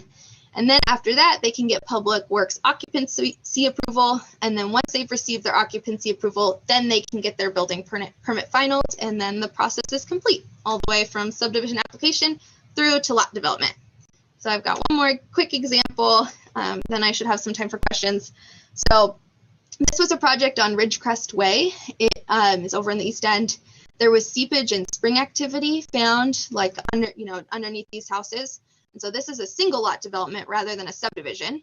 And to be able to build on these lots, they ended up having, remove 5 to 11 feet of fill. So it was, uncontrolled fill. It wasn't good material. And then beneath all of that fill, there was fat clay. So that's really the expansive soils. So that's one of those limitations. And so when it gets wet, it swells and shrinks quite a bit as it gets wet and dries. And so those were beneath the foundation. So they over excavated that and then came back in with properly compacted structural fill as well as an under drain system. So you can kind of see, so here's your foundation way up here with the foundation drain. Then there's all this fill. And then there's they're perforated pipes. So they have holes in them and they, take all the water and send it to where it's supposed to go. So they've got all of this. So this is kind of like the top down view would be all of these pipes. And then this is like the underneath view of all the more pipes that are collecting the water. And so they actually collected the water and then sent it down into an ACHD system. So they piped it down to one of the ACHD pipes. And so it was pretty interesting. It took a little bit of innovation because that's not always typical for ACHD to take the water. So so that worked out well for them to be able to build there and come up with a solution so that those houses would be on good soil. So yeah. All right, now I have just a little bit of time for questions, I think.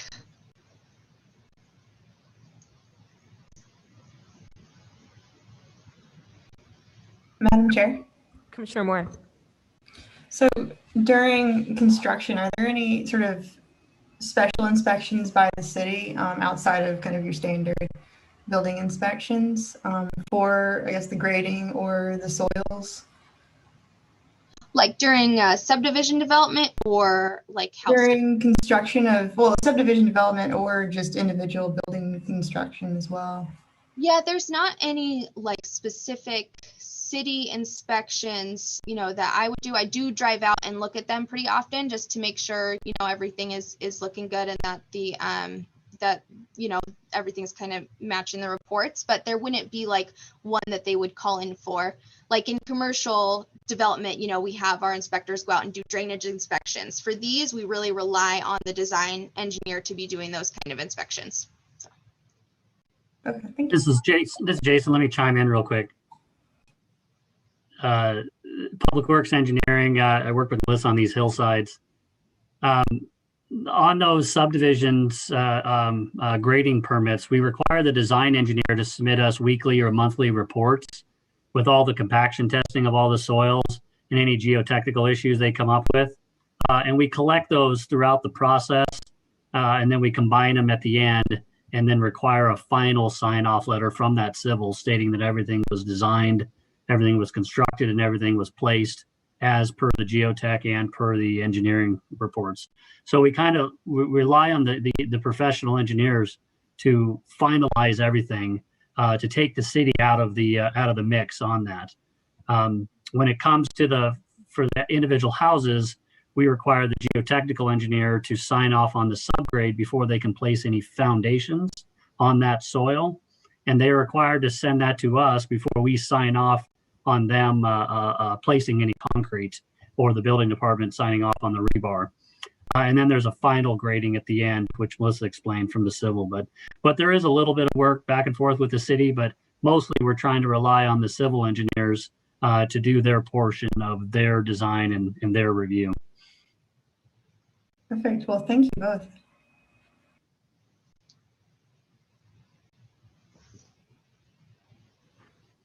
Thank you so much, Melissa. Great presentation. Thanks. Yeah, thanks, Melissa. Again, this is just a good overview of what goes on for hillside developments. As commissioners, like Melissa said, you'll see appeals for Category 2 hillside applications. as well as the Category 3 hillside applications that are associated with the subdivision, as well as other controversial things associated with that subdivision. So when we do see those, we often try to have Melissa or Jason at the hearing just in case there's technical questions. But just want to make sure that you guys are all aware of the process. We get a few of these every once in a while, so just want to make sure you're fresh on everything. Madam Chairman. Commissioner Gillespie. Saline and crew, I'd just like to add a more sort of real world, real commission comment to this process, if I might. Please. So frequently we hear from the public essentially criticizing or questioning the city and the developers' engineering, right?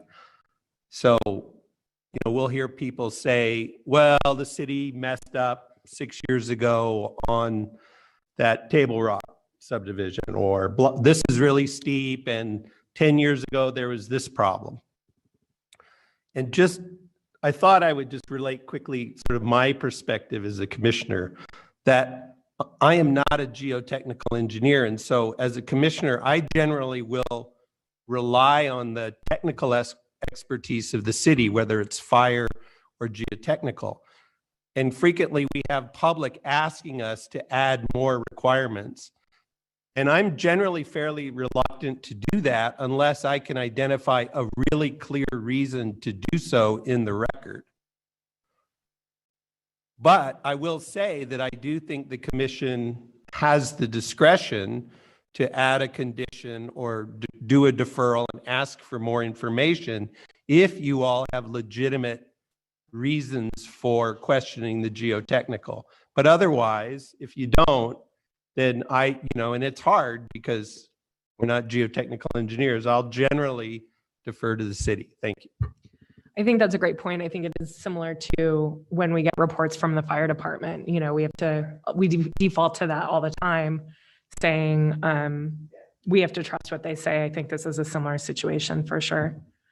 Madam Chairman. Commissioner Gillespie. Yeah, and I guess I would just have a slight use. We don't have to, technically, in my opinion.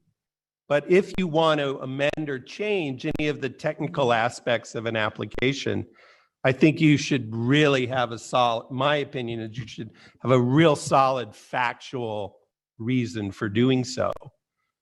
And we should always give the applicant a chance to address those issues by deferral or in some other way. Great. Yeah, I think those are both good, really, really good points, commissioners. I think the other thing too is a lot of our approval criteria stems from compliance with the comprehensive plan. And there's a lot of great policies on hillside and foothill development. As Melissa and Jason always say, you can engineer anything for the right price. And that could come at a cost of, cutting down a hill too. So sometimes there is some gut reactions to that. Melissa and Jason are, our go-to people to know how that gut feeling is too, and to make sure we have certain conditions in place. I think we've only had a couple of those types of applications come before this commission. And you'll certainly know it by the crowd in the room or the virtual room when that is the case. So anyways, anyone else have questions before Melissa and Jason take off?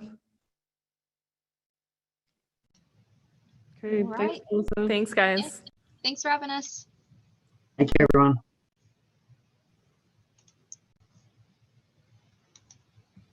All right, in our last 10 minutes, every year, every spring, we go through elections. I don't believe this needs to be a formal process because I believe our current chair and co-chair are willing to stay on as our leaders for commission, especially due to COVID. It's definitely been an interesting year, so to have the same leadership at the helm, I think is really great. So thank you both for continuing to step up and to lead the charge. But next year, maybe we will branch out some more. Madam Chairman. Commissioner Gillespie before he can talk me out of it. Madam Chairman, I nominate Meredith for chair and Bob for vice chair. Second. Great. We have a second from Commissioner Finfrock. Madam Chairman, Commissioner Gillespie. I'd just like to say I think both of you are doing a great job, and I'm glad you're still nervous and pay attention. That's good. When you both stop getting nervous and paying attention as the chair, that's when you need to move on.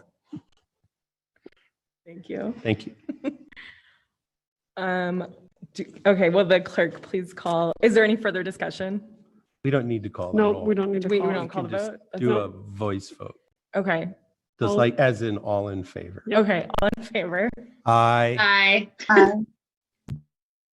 Robert? Aye. All opposed? Any opposed? Done. Done. Okay, done. Good talk. All right, so our agenda tonight, we will be hearing a few items. So number one, SOS 20-38 on Hill Road is a waiver to the subdivision ordinance. We are recommending approval. We haven't heard any opposition, so we are going to try for consent. Number two is a CUP and a variance for a gymnasium building at Roosevelt Elementary School. We are recommending approval. There was some neighborhood opposition received, so we will be hearing that one tonight. Madam Chair, Commissioner Schaefer. just a heads up, I'm going to recuse on that one. On item 2. Correct, yeah. Thank you. My office is doing the site and landscape plans.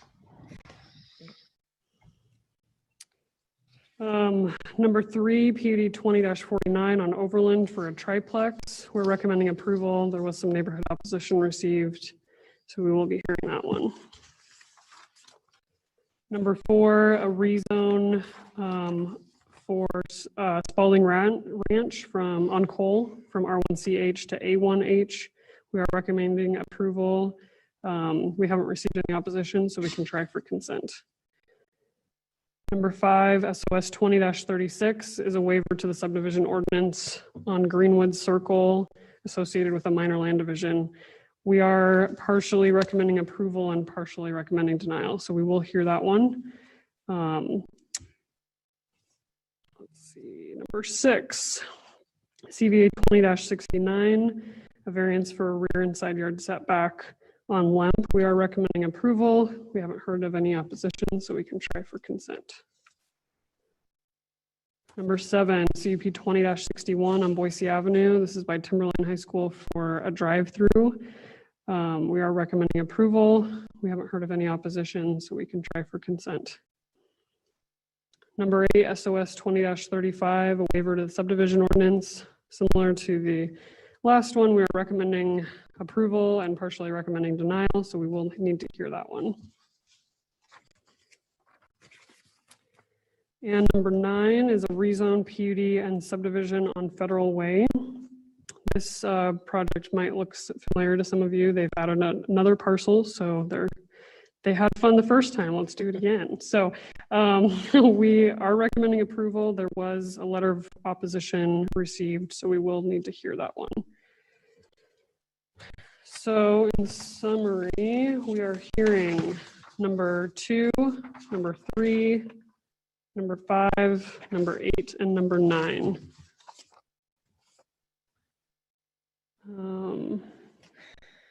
Any questions?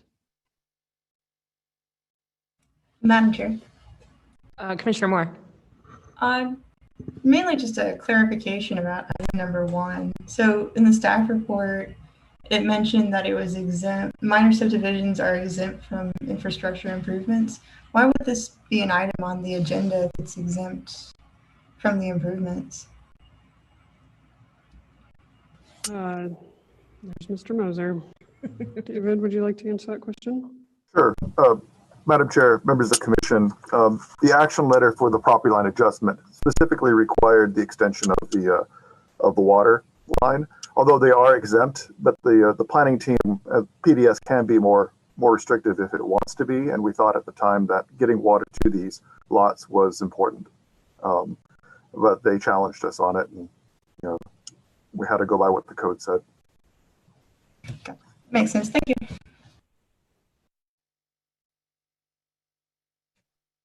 Thank you. Any other questions before we take a break? Okay, we'll be back in about 5 minutes then.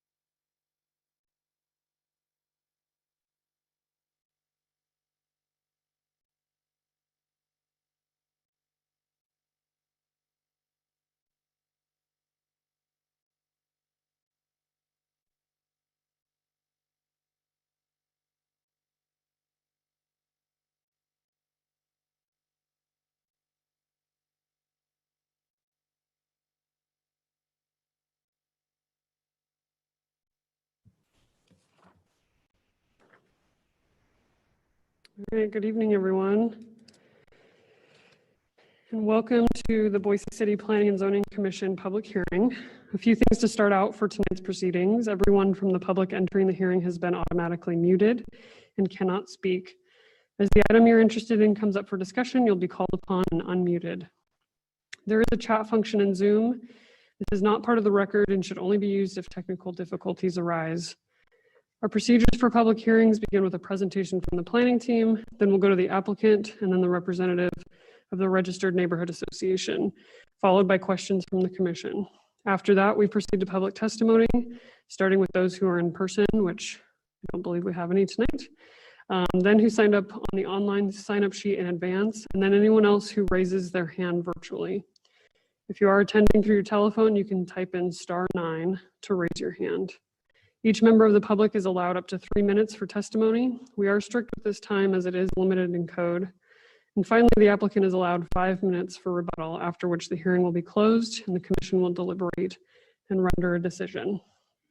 Tonight's agenda and proceedings might have a bit of a delay as we all navigate through the technology. Please be courteous and kind while we venture through this hybrid format. Madam Chair, you have the floor. Thank you, Celine. We are citizen volunteers appointed by the mayor and approved by the city council. We make final decisions on conditional use permits, variances, and appeals, and recommendations to the city council on subdivisions, rezones, annexations, and code or comprehensive plan amendments. Any decision made tonight may be appealed to the city council, provided that the appeal is filed within 10 days of this hearing. In order to file an appeal, you must have given written or oral testimony at tonight's meeting. So that's why it's important you give your name and address when you testify tonight. We utilize a consent agenda. This means that if the applicant agrees with the staff report and if there is no public opposition, the item will be placed on the consent agenda. All items that are placed on the consent agenda are approved with one motion without further public comment. For items not on the consent agenda, we will hold a full public hearing in the order just detailed a few minutes ago with staff, applicant, neighborhood association, and then the public testimony. Thank you all for virtually attending tonight, and will the clerk please call the roll? Stead. Here. Schaefer. Here. Moore. Here. Gillespie. Here. Linfrock. Here. 5 present, 2 absent. Okay, so the first item for consideration of the consent to move to the consent agenda is item number 1. This is SOS 20-38 from Scott Larson at 5205 West Hill Road. This is a waiver to the subdivision ordinance requirement to extend central water as part of the property line adjustment. Is the applicant present? Please virtually raise your, oh, I see you have talking permitted. So go ahead if the applicant is here, please. Yeah, I'm here if you can hear me. I can. Thank you, Mr. Larson. And are you in agreement with the terms and the conditions of the staff report? I am. Great. And is there anybody present tonight in opposition of this item? Please virtually raise your hand. Okay, seeing none, we will place item 1 on the consent agenda. The next item for consideration is item number 4. This is CAR 20-24 for the City of Boise Parks and Recreation at 3805 North Cole Road. This is a rezone of 20.57 acres. Is the applicant present? Madam Chair, yes, this is the applicant. I am here. Hi, thank you, Mr. Kessner. And are you in agreement with the terms and conditions of the staff report? Yes, we are. Great. And is there anybody present who would like to speak in opposition of this project tonight? Please virtually raise your hand. Seeing none, we will place item 4 on the consent agenda. Next item for consideration is item number 6. This is CVA 20-69 for Mill Creek Architecture at 1411 West Lemp Street. This is a variance to encroach the rear and side setback. Is the applicant present? I am. Great. And Ms. McMillan, are you in agreement with the terms and conditions of the staff report? We are. Thank you. And is there anybody present tonight who would like to testify in opposition of this item? Please virtually raise your hand. Okay, seeing none, we will place item 6 on the consent agenda. The last item for consideration of the consent agenda is item number 7. This is CUP 20-61 for Doug Tempura at oh, I'm sorry, Tamura at 702 East Boise Avenue, conditional use permit for a drive-through associated with a proposed 2,300 square foot restaurant. Is the applicant present? I think I see Mr. Tamura. Are you there, Mr. Tamura?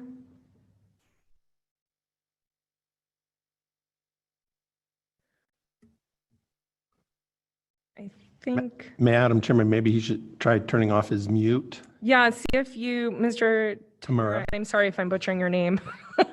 Please try unmuting yourself or even muting and then unmuting again if it still doesn't seem to be working.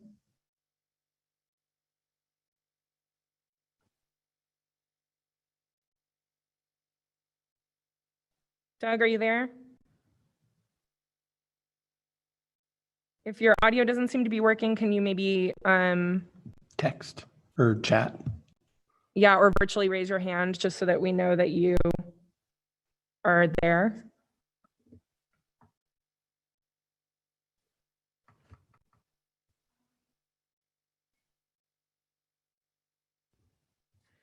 Let's just give us a moment, please, while we try to work with this technology. Madam Chair, let's see if we have any opposition, and then we can circle back with. Do we have anybody present tonight who would like to testify in opposition of this item? Please virtually raise your hand if so. I do see one phone number on here that is muted. I don't know if that's them. Madam Chair, I have made that phone number able to talk. Do you have the power to unmute them? I do not. I've asked them to unmute. Madam Chairman. Commissioner Gillespie. I wondered if Kevin Holmes from the city, who's taking care of this one, is available to indicate whether he thinks Mr. Tamura is in agreement with the terms and conditions of the staff report. Madam Chair, I don't believe Kevin is on Zoom at the moment. Okay, we'll I think we can get both of them here in a second. If we want to maybe approve the current consent agenda and come back to that in just a minute. Sure. Madam Chairman. Commissioner Gillespie.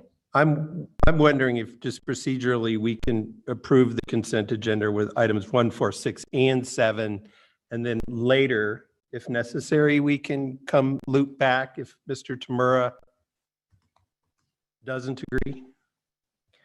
Or what's, like, James, what's your preference? Yeah, I've just, here we go.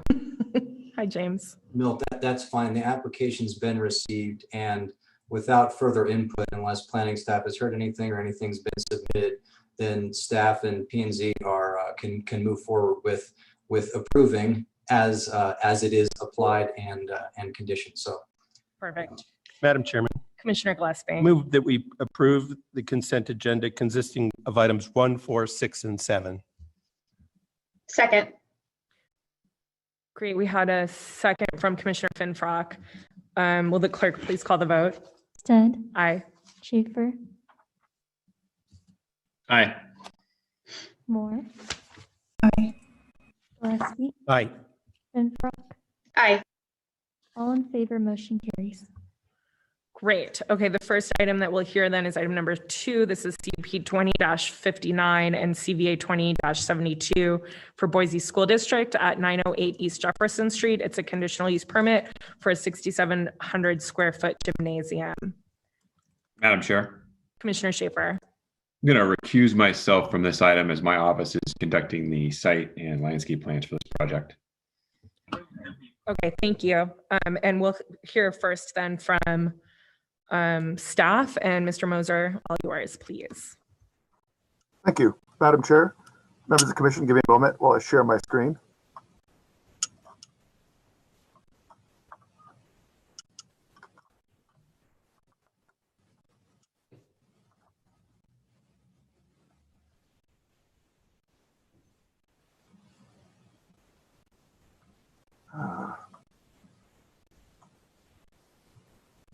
There's a way to do this.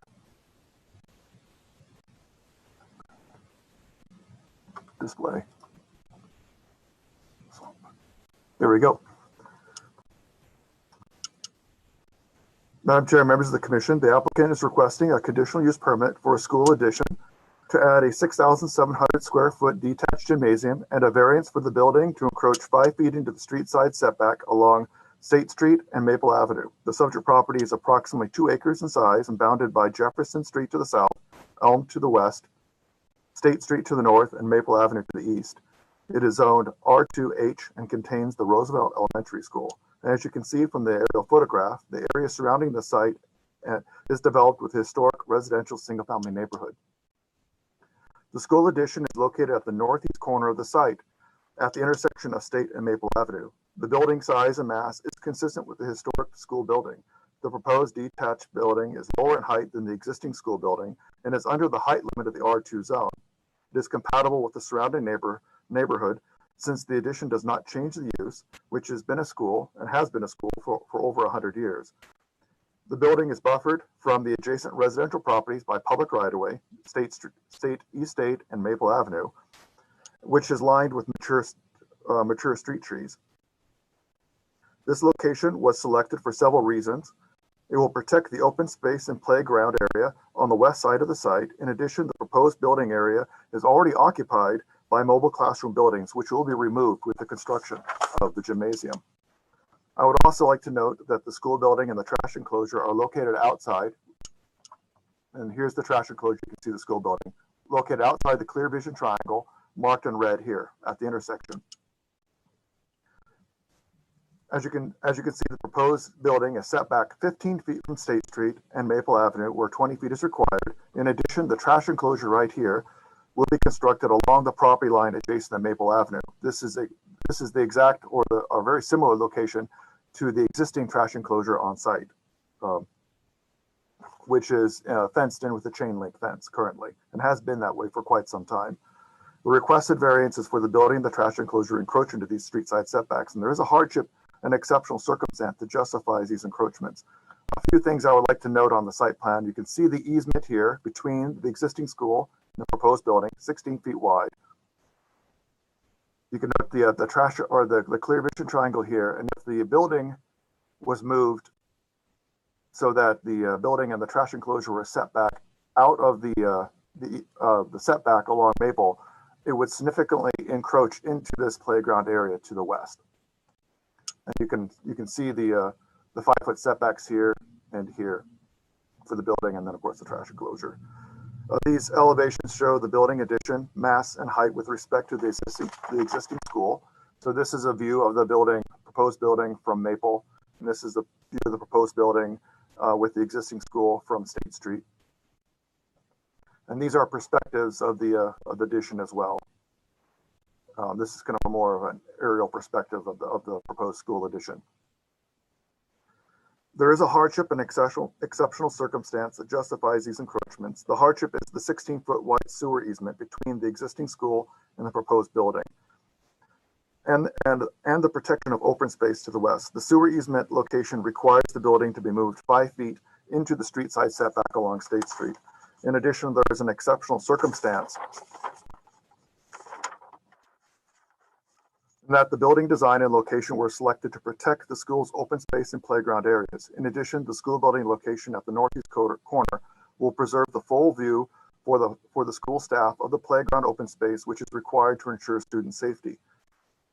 Relocating the building to a different location on the site would remove the open space associated with the school and block the staff's view of the school grounds. The planning team did receive neighborhood testimony expressing concerns with the project, which are summarized into these 3 very general points, which is the building height is too high. There's traffic concerns with the building being pushed towards the corner, and they have concerns with the building location in the northeast corner of the site in general, also with the encroachments into the setback. As for the first concern, the building height and mass is consistent with the existing school building, which was built over 100 years ago. The proposed detached building is lower in height, it's 4 inches in height than the existing structure, the existing school, which is at 40 feet, and it complies with the height limit of the zone, which is 35. It is also buffered from the adjacent properties by public right-of-way with mature street trees screening it. As for the second point, it will not cause any traffic concerns at the intersection. The new building and trash enclosure are located outside the clear vision triangle as noted on the site plan earlier. And thirdly, there is a hardship and exceptional circumstance to justify the requested variance, which is to protect the open space in the playground areas on the west side of the site, and that the location was selected for the school property for this purpose. And finally, the requested CUP and variance complies with all the required findings as per code. And therefore, the planning team recommends approval of the CUP and the variance. Thank you. Thank you, Mr. Moser. Next, we'll hear from the applicant. And we'll start with 10 minutes. I think we've got Priya on there. When you are unmuted and ready to go, please start with your name and address. Good evening. My name is Priya Raman, and I'm an architect with Lombard Conrad Architects. Lombard Conrad Architects is located at 1221 Shoreline Lane, Boise, Idaho. And I would like to request permission to share my screen. Is that okay? Please go ahead. Thank you.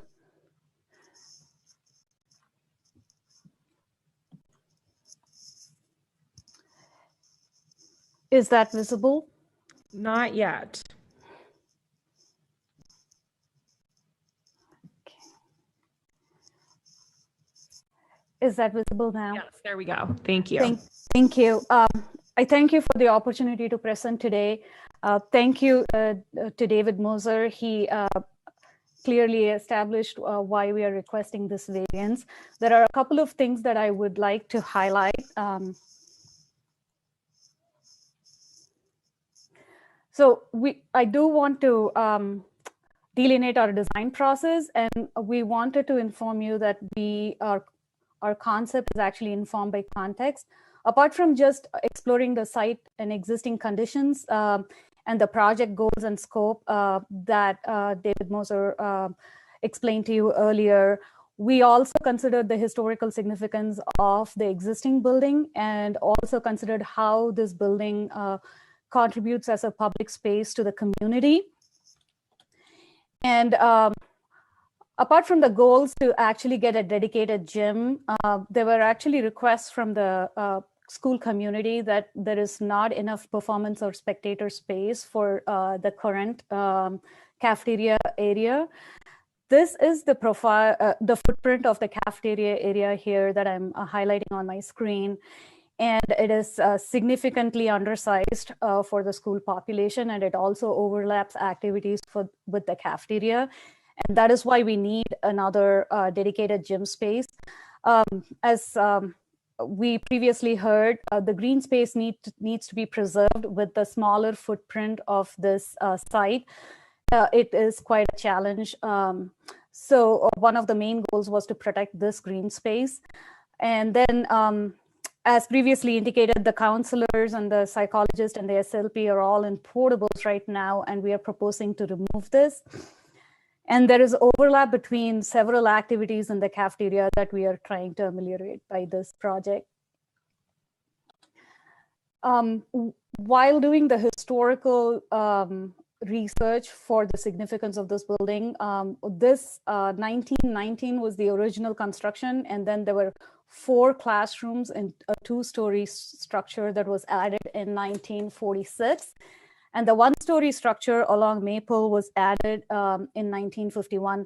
And the most recent addition was done in 2011, and that is in the rear facade as you would face it from State Street. And our design framework really took the cue from the Secretary of Interior standards for historic buildings. We wanted to preserve the existing main facade. That was a very important thing. And we wanted to respect the historic building. So any addition we add to this existing building should be unobtrusive, harmonious, and simple in design. We wanted to maintain the rhythm, color range, and value of the existing, but also at the same time differentiate the existing historic from the new addition. And we also wanted to strengthen the neighborhood experience. And we wanted to provide a public space. So we took an inspiration from the existing Roosevelt classroom, the outdoor classroom that's at the intersection of Jefferson, and Maple, and wanted to extend that concept over to the north side with our proposed gymnasium addition. So the few of the things that David Moser actually already explained to you was the existing easement that is shown clearly just north of the existing building, and also to preserve views and also preserve the footprint of the existing play area. One of the things that we wanted to also identify was that we did explore placing this gym in other locations of the site, for example, the southwest corner. But you can see that with the existing easement, and if we were to translate this footprint out to this corner here where the existing basketball courts are, we would not only lose the basketball courts, but it is also going to, the new addition will sit proud of the existing historic facade. And that is not, from our discussions with the preservation experts, that is not recommended at all. And having this building be unobtrusive to the main historic facade was one of the most important considerations that we had to provide. Also, attaching the existing, the new addition to the existing building causes a lot of other issues. For example, the same thing as to keep it unobtrusive, it would be difficult. And also it would require extensive repairs to the existing or modifications to actually make the addition work. David Moser already talked about the vision triangle in the corner. I just wanted to show that in close-up view where the curb exists and then we have this existing sidewalks, and we are not proposing any work except for patching in the right-of-way. So all of the existing trees will remain. And this red dashed line that you see is the required setback, and we are proposing the 5-foot encroachment on this. And we do want to keep the existing location of the trash enclosure because there is an existing curb cut that we can reuse. If we were to place anywhere else, we wanted to, we need to look at the feasibility of moving the trash enclosure elsewhere, and also make sure that none of the trees that are currently existing are affected. Keeping it where it is seemed to be the best option. We have a low story volume and the gymnasium volume that is higher. All of the low story spaces are actually facing the school. One of the reasons that this is necessary is for access. And the main reason, secondary reason, is that there is also visibility from the counselor's office for supervision into the playground area. So we needed to keep the low story spaces closer to the school rather than the street facade. I just wanted to highlight that the addition is actually picking up on the cornice in the existing. So we are making sure that it is lower than the existing historic building. At the same time, we are picking up cues from the lines that are existing in terms of grouping the windows, using the sill for the head in the addition. So we are, in fact, working with the existing rhythm of the building. This is the north facade. This is what we are proposing for the backdrop for the outdoor classroom.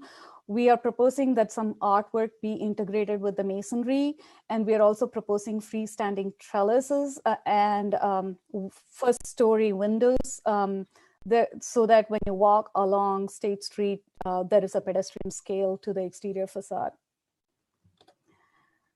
The west facade would be the view from the playground area. You can see the low story volume in the west and the south facade. A view from Maple Street, the corner of Maple and State.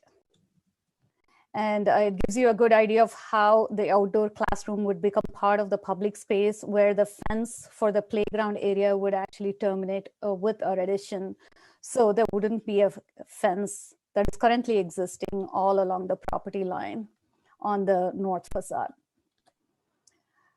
A better view of the north facade here, and another view along State Street where the playground equipment will go with the existing building to the background. a view of the playground area, a close-up view of what we are envisioning for the outdoor classroom, which will become part of the public space, and the overall site view. That is all I had to share at this point, unless you have any questions. That's great. Thank you so much. We'll get to questions in just a moment. First, I wanted to see if we have a representative present from the East End Neighborhood Association who was here to represent the neighborhood tonight. Perfect. I see a hand up. Just one second, Ms. Grisham, as we switch you over.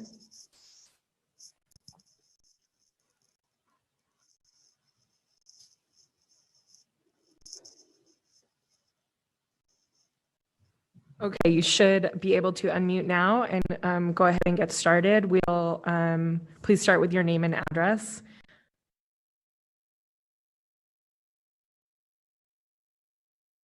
Sheila, whenever you're ready, you can go ahead and unmute.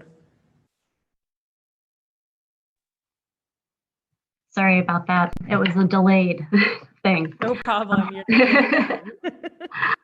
Okay, Madam Chair and Commissioners, my name is Sheila Grisham. I live at 1204 East State Street. I am here tonight to testify on behalf of the East End Neighborhood Association regarding CUP 20-00059 and DVA 20-00072 for the Roosevelt Elementary Gym at 908 East Jefferson. The East End Neighborhood Association is not opposed to the new gym, but we are opposed to the setback variance. We know the school needs more space for activities, plays, and concerts. Some of us have had our own children go through Roosevelt and know all too well what it's like to be crammed into the gym with all the other parents trying to catch a glimpse of their child's performance. However, it's not just about the students that attend Roosevelt, it's also about the homeowners that this gym will directly impact. We have neighbors on that very corner that have been in their home for 30 to 50 years. This gym will impact them and should be taken into consideration. They will have a loss of views, less sunlight for their gardens and yards that they have planted over the years, a loss of opportunities for solar gain, not to mention the additional noise from the gym that the school district wants to build on that corner. The 30-foot structure will reduce visibility on this corner, causing potential danger for the children. I have lived in this neighborhood for 17 years and walked the neighborhood at least once a day. And I have seen many vehicles run the stop signs, drive faster than the speed limit allows, and children running into the street without paying attention to what's happening around them. On-street parking reduces visibility already. Adding a 30-foot structure with only a 15-foot setback will only worsen that situation. During the winter months, the gym would shade the street and the houses, causing neighbors to lose natural sunlight and leave their homes even colder, as well as increasing the risk of ice on the street. The morning sun would equally be shadowed from the gym during the winter months, also leaving ice on the playground and possibly keeping ice there for longer periods of time. Mr. Moser is correct. The height of the gym will not be any taller than the highest point of the school. However, the corner that they want to build the new gym on is surrounded by one-story homes, and the gym will tower over these one-story homes. I'm sure there are a lot of parents and teachers here tonight to testify in favor of the new gym and the variance, and we respect that. The students attending this gym will come and go, however. The school will be here indefinitely, and hopefully so will these homeowners. As I stated earlier, ENA is not opposed to the new gym. However, we ask you, the commissioners, to do everything you can to reduce the impact to these neighbors and homeowners as much as possible. Thank you for your time. Thank you so much. Okay, now we'll move to the commission for questions from the staff, the applicant, or the neighborhood. Madam Chairman. Commissioner Gillespie. The commission question for David and the architect. We've had testimony that along both State and Maple, there's a pretty mature tree canopy in the public right of way. I was just wondering, how tall roughly are those trees along this area? Madam Chair, members of the commission, I don't know the heights of those trees offhand. I'm wondering if maybe the architect might have the answer to that. This is Priya Raman from Lombard Conrad Architects. We have attempted to show the mature trees in our renderings as closely as possible. They are in fact at least 2-story high on certain trees. Some of the trees are not as mature as the other ones.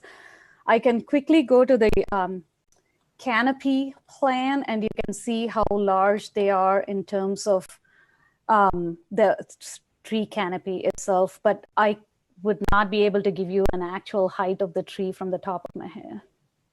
Thank you.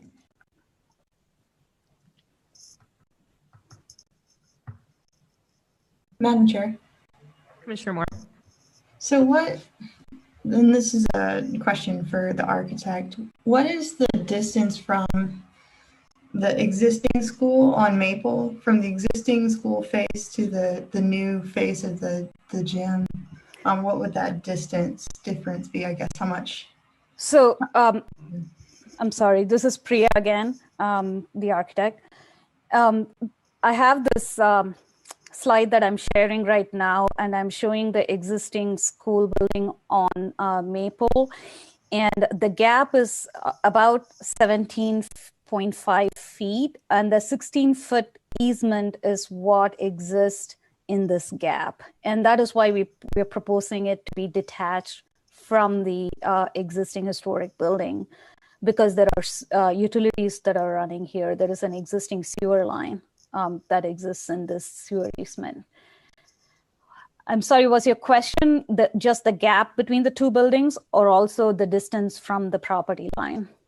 It was the distance from the property line. So the distance from the existing school from the property line versus the distance of the proposed building from the property line. I would estimate that the existing school building, this is the 20-foot line that you see, which is a red dashed line. So I would say about 25 to 26 feet. So we would be about 10 feet proud on Maple. Madam Chair. Commissioner Moore.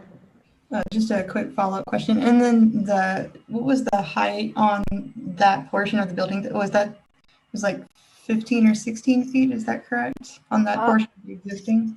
I believe that is at 17 feet with the parapet coping. Great, thank you.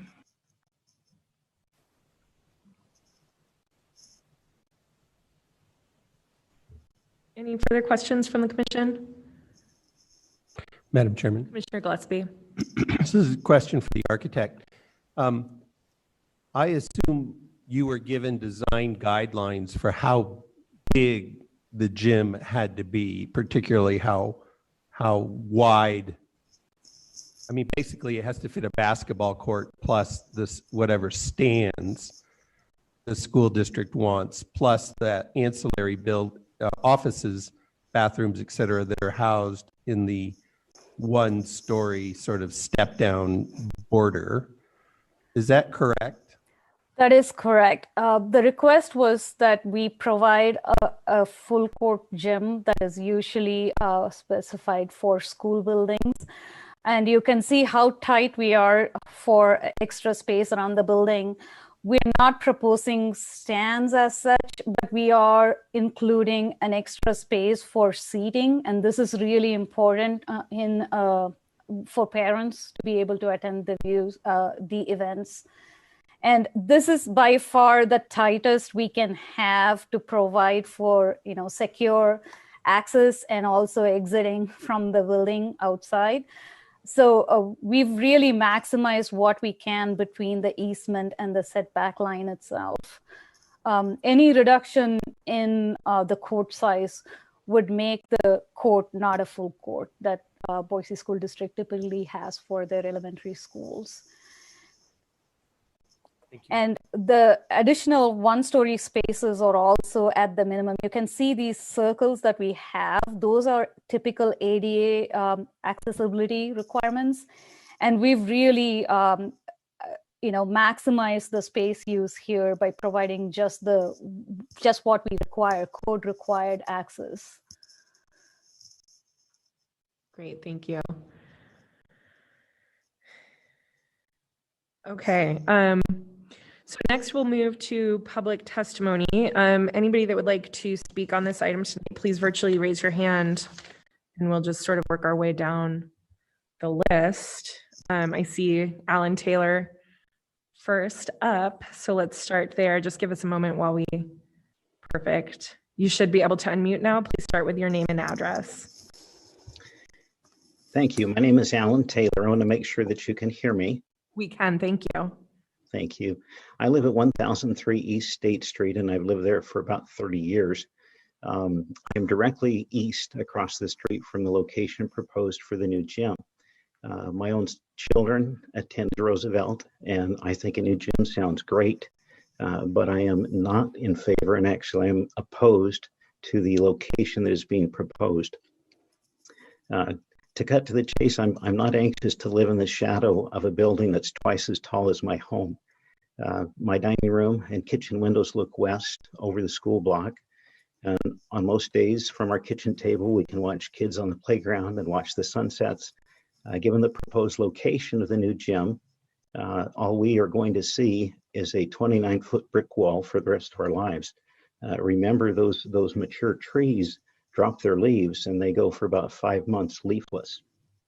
The size of the building being about 100 feet by 70 feet approximately is formidable. But I have an equal or greater concern about the location because of the minimal setbacks. It is at an intersection and creates two public safety hazards. First is the visual obstruction. If you're crossing Maple and East State from the school, the traffic will not be visible until you're almost in the intersection. And as Sheila mentioned, not every car or bicyclist stops at the stop sign. And kids on bicycles and scooters sometimes race down the sidewalk, so they're even closer to the intersection before they would be visible to crossing traffic. And remember, there aren't always school crossing guards there. After school and in the summer, they're not present, but the children are there. The playground is like a magnet for them. So a 20-foot standard setback is concerning enough, but a lesser setback creates an even greater hazard, and especially to children. The second safety hazard that I see is that placing the building, the gym on the northeast corner will create a perpetual shadow on the street all winter long. And ice will form sooner and persist longer in the shadow, creating icy conditions at the approach to the intersection. I raised this concern and it was acknowledged in a recent meeting, but I was told that ice was ACHD's responsibility. And while technically that may be true, I believe that public safety and especially the children's safety should be everyone's responsibility.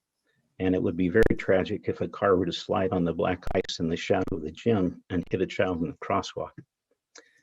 I understand that the school district is seeking to minimize building costs and maximize the playground space, and these are very worthy considerations, but I believe the public safety of all those that use the Maple and East Strait intersection deserves some priority. I know that this commission has the opportunity, and I believe the responsibility to see that the bigger picture and promote the public safety both on and off school property, and also show consideration for the gym's impact on the neighbors. Thank you so much, Mr. Taylor. That's the end of the 3 minutes. Do we have anybody else online tonight that would like to testify on this item? If so, please virtually raise your hand.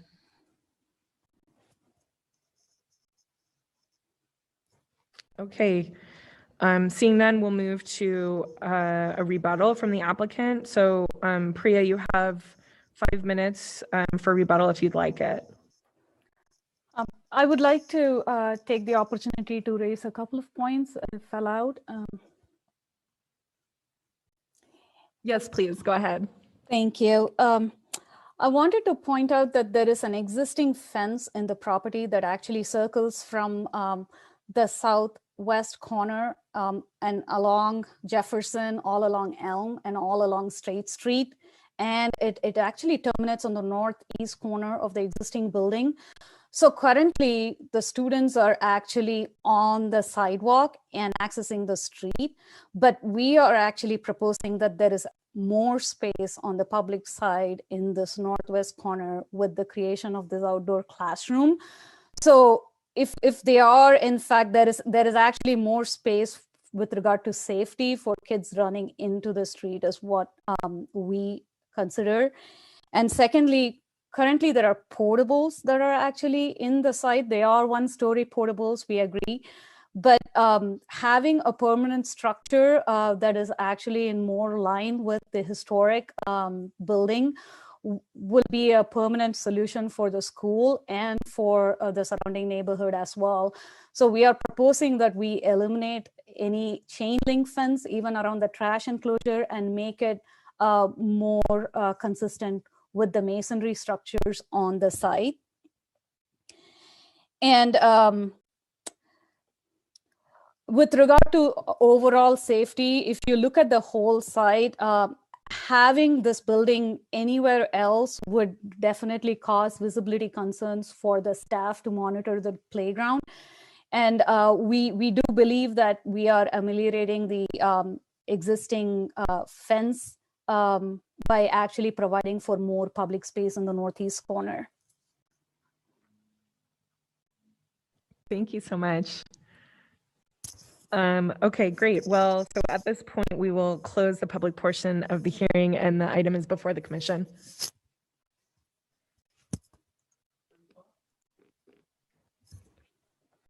Oh, that's right. Madam Chair, Commissioner Finfrock. I move to approve CUP 20-59 and CVA 20-72 along with the recommended and standard conditions of approval. Second. We have a second from Commissioner Moore. Is there discussion? Commissioner Finfrock, do you want to start? Yeah, Madam Chair. So to address the height issue, the building, I think, is less height than the 35 feet required by the code in the R2 zone. And it's a decrease in height from that school building that's currently existing on the property. To the sewer line, or the sewer line itself creates that exceptional circumstance that allows for the increased setback by code. And it's really impractical just to place it anywhere else. I mean, if you do so, you're going to have problems with the visibility on the playground and other such areas. So I do think the exceptional circumstance does exist that would allow for that. And to the traffic concern, I think the vision triangle is still protected even with that increased setback. So I think we've met that visual standard. So for that reason, I'm in support of this application. Great. Any further discussion? Madam Chair. Commissioner Moore. In support of the motion, I mean, there seems to be a lot of thoughtful design working with the Historic Preservation Commission as well, just to make sure that that gym is placed so as not to compromise the character of the existing historic building. This seems like a very thoughtfully placed location. The height has been thought out so as not to overpower the existing building.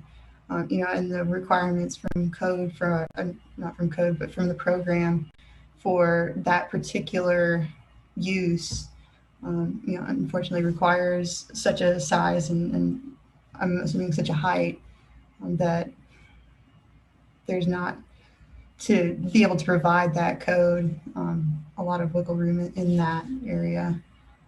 And I think that they've approached it in a very thoughtful way and worked with the appropriate members to make as good of an impact as possible.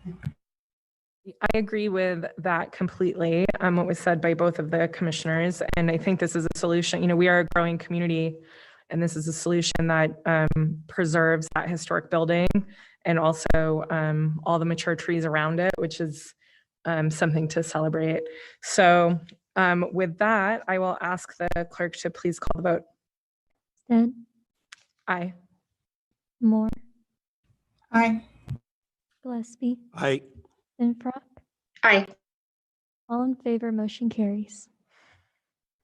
Okay, moving on to item number 3. This is PUD 20-49 for DG Group Architecture PLLC from 6726 West Overland Road, unconditional use permit for planned residential development. And we'll start with staff. Please go ahead, Mr. Mansfield. Thank you, Madam Chair, Commissioners. Please let me know if you cannot see my screen. We can see it. Thank you. Perfect. The next item before you this evening is a conditional use permit for a triplex located on about a quarter acre at 6726 West Overland Road in an LOD, limited office with design review overlay zone. Single-family homes border the subject parcel to the north. Along Overland Road, the parcel is surrounded by single-family homes and homes that have been converted into offices. Across Overland Road to the south is a bank, multifamily residential development, and the Overland Park Shopping Center. The Overland and Empire Neighborhood Activity Center is located a quarter mile to the east. As outlined in the project report, the proposal meets the approval criteria for a conditional use permit. The planning team received standard agency comments, but did receive a handful of letters expressing opposition to the proposal. The concerns revolve primarily around the incompatibility and negative impacts of the project due to its height and proximity to a residential neighborhood. Excuse me. It is worth considering that the height of the structure at its peak will be about 35 feet tall, which is the maximum height of an allowed structure in the adjacent R1C zone, and a full 10 feet lower than the maximum height allowed in the subject LOD zone. In other words, a 35-foot tall building could be constructed in any of the surrounding lots with only a building permit, and in the LOD zone, a design review permit as well. In addition, the distance of the 35-foot tall structure to the nearest R1C neighbor is over 50 feet, much farther than the required setback of either the R1C or LOD zone. The remainder of the structure meets or exceeds the setback requirements of the zone. Vehicular access to the neighboring office to the east will be maintained through a recorded access agreement or easement. Finally, specific landscaping and architectural treatments to address the limited number of windows on the first floor will be included in the design review application. For the reasons outlined above, the planning team recommends approval of PUD 49 with the conditions listed in the staff report, and I'll stand for any questions. Thank you. Thank you, Ethan. We'll next hear from the applicant. I think this is Mr. Wheeler. Please, oh, you've unmuted already. Great. Please start with your name and address, and we'll start with 10 minutes. Yeah, Madam Chair, thank you for the opportunity and members of the commission. My name is Andrew Wheeler with DG Group Architecture, and we're working on this project. We came to this property, how do we fit 3 units on here in the best way possible of working with what's currently existing. And currently there's an existing drive on the eastern boundary that we're utilizing that maintains that cross access agreement and provides parking in the back. So in that context, we're hiding the parking in the rear and providing a 2-story product on the front 2 units. That's the middle unit and the most southern against Overland. And then stepping up to a 3rd-story unit in the center of the site. And so kind of just to back up on, yeah, that's a great image, Ethan. So that shows the context of how we're stepping this building up, trying not to loom over any adjacent houses. And, when I do the measurements on our site, we're about 20 feet or so from that western property boundary to that 3rd story. And then we're 55 to 60 feet from the northern boundary. And I believe another 32 feet from the eastern boundary. So the goal really was to how do we design 3 unique units that aren't, custom or, manufactured home type of units that are designed specifically for that property and providing better access to the parking in the back. Individual private patios, you'll see if you go to the site plan there, Ethan, you can look at those. The patios are all, screened, so you're not having a patio right next to somebody. And then, addressing so that's kind of the issue on height. As Ethan said, we're currently designing within the R1C zone, and it's in the center of the site. So it's really the best location that we can put a 3rd-story component. Another aspect to that was the existing power line on the western border. And working with Idaho Power, we're at a 13 to 15 foot separation to any roof projection. So that's, then we have an additional 2 feet to the edge of the building. On the issues with design review on the windows on the east side, you can see here that, if you're heading eastbound or westbound down Overland, you're going to have a view of these windows of that ground floor. People pulling into this drive aisle, their car lights are going to be shining in there. There's a real issue with lack of privacy. So you'll notice on the Overland face there, we put hardly any windows on that ground floor. And then we're doing the same on the east elevation. that's intended to have Carl Forester grasses, large landscaping that's really going to add some dynamic and shadow relief to those ground floor solid walls currently. But then the bank of windows that's by that in the lower left of that 20-foot marker, that's bringing in a lot of light to the upper levels and light into that first floor space as well. So there isn't really an issue with lack of daylight or quality of space based on the windows. It's more of a privacy issue. So overall, we feel it's a good product that is going to provide, at least a couple of units in the housing that's needed here in the valley. And, we're trying to work this through as custom as we can to design the right fit for the right property. And I'll go ahead and stand for any questions if anyone has any specifics. Perfect, thank you. First we'll check, I don't think we have anybody present, but do we have a representative from the neighborhood association? This is the Bora neighborhood. If so, please virtually raise your hand. Okay, and so seeing none, then we will move on to questions from the commission for staff or for the applicant.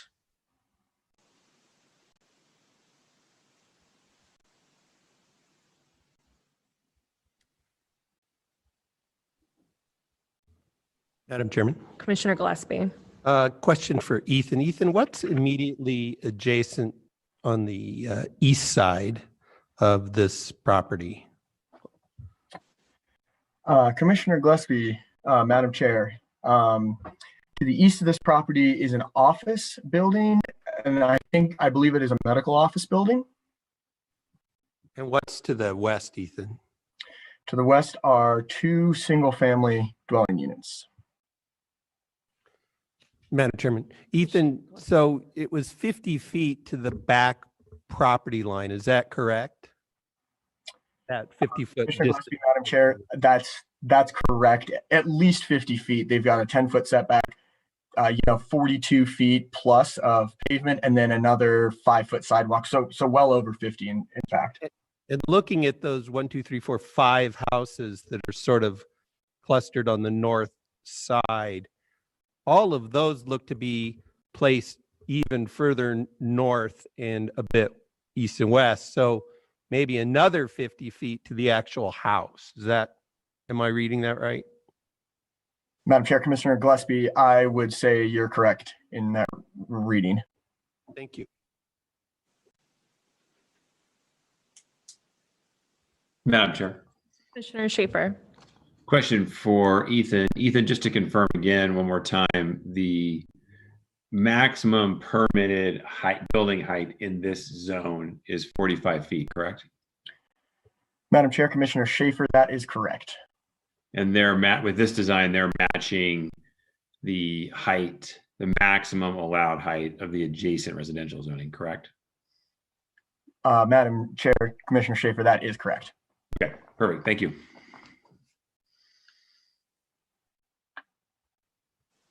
Okay, seeing no more questions, then we'll move to public testimony. If there's anybody present tonight that would like to testify on this item, please virtually raise your hand.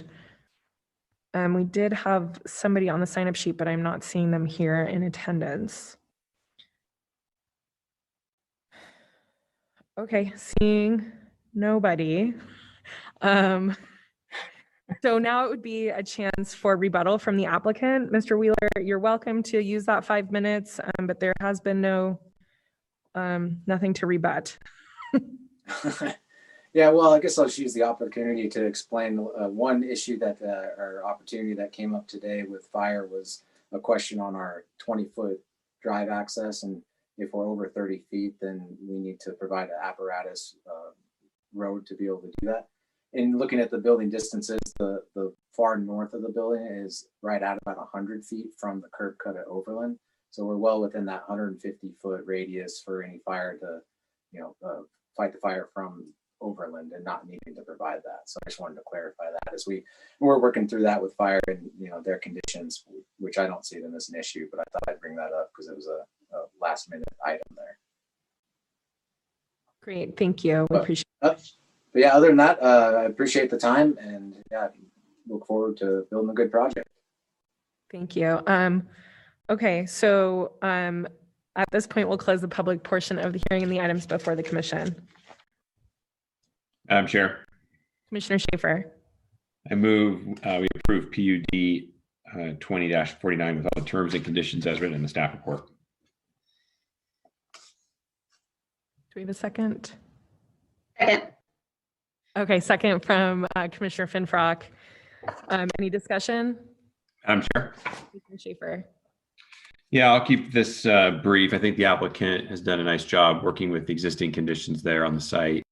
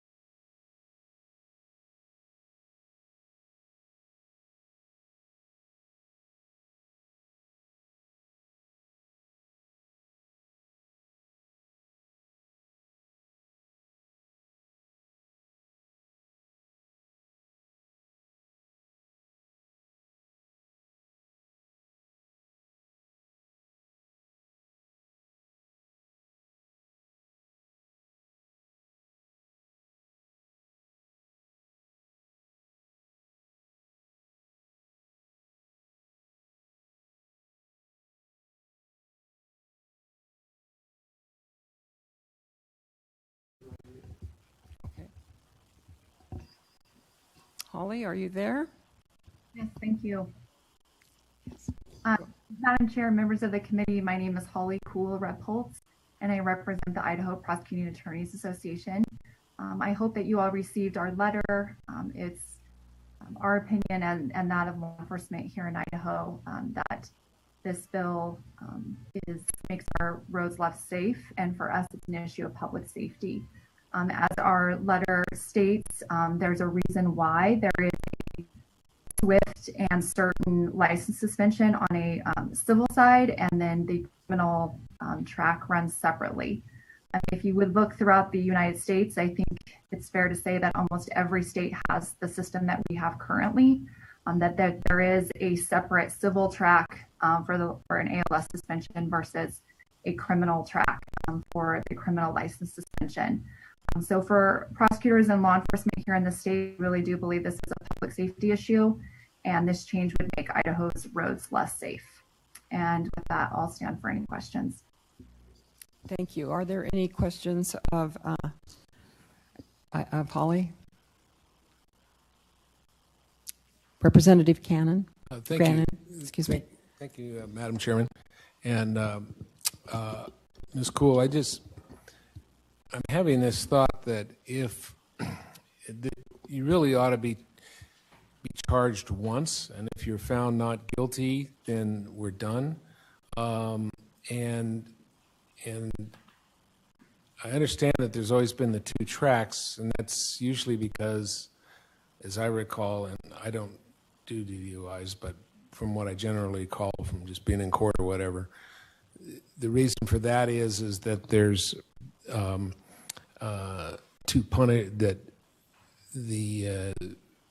there are a number of situations that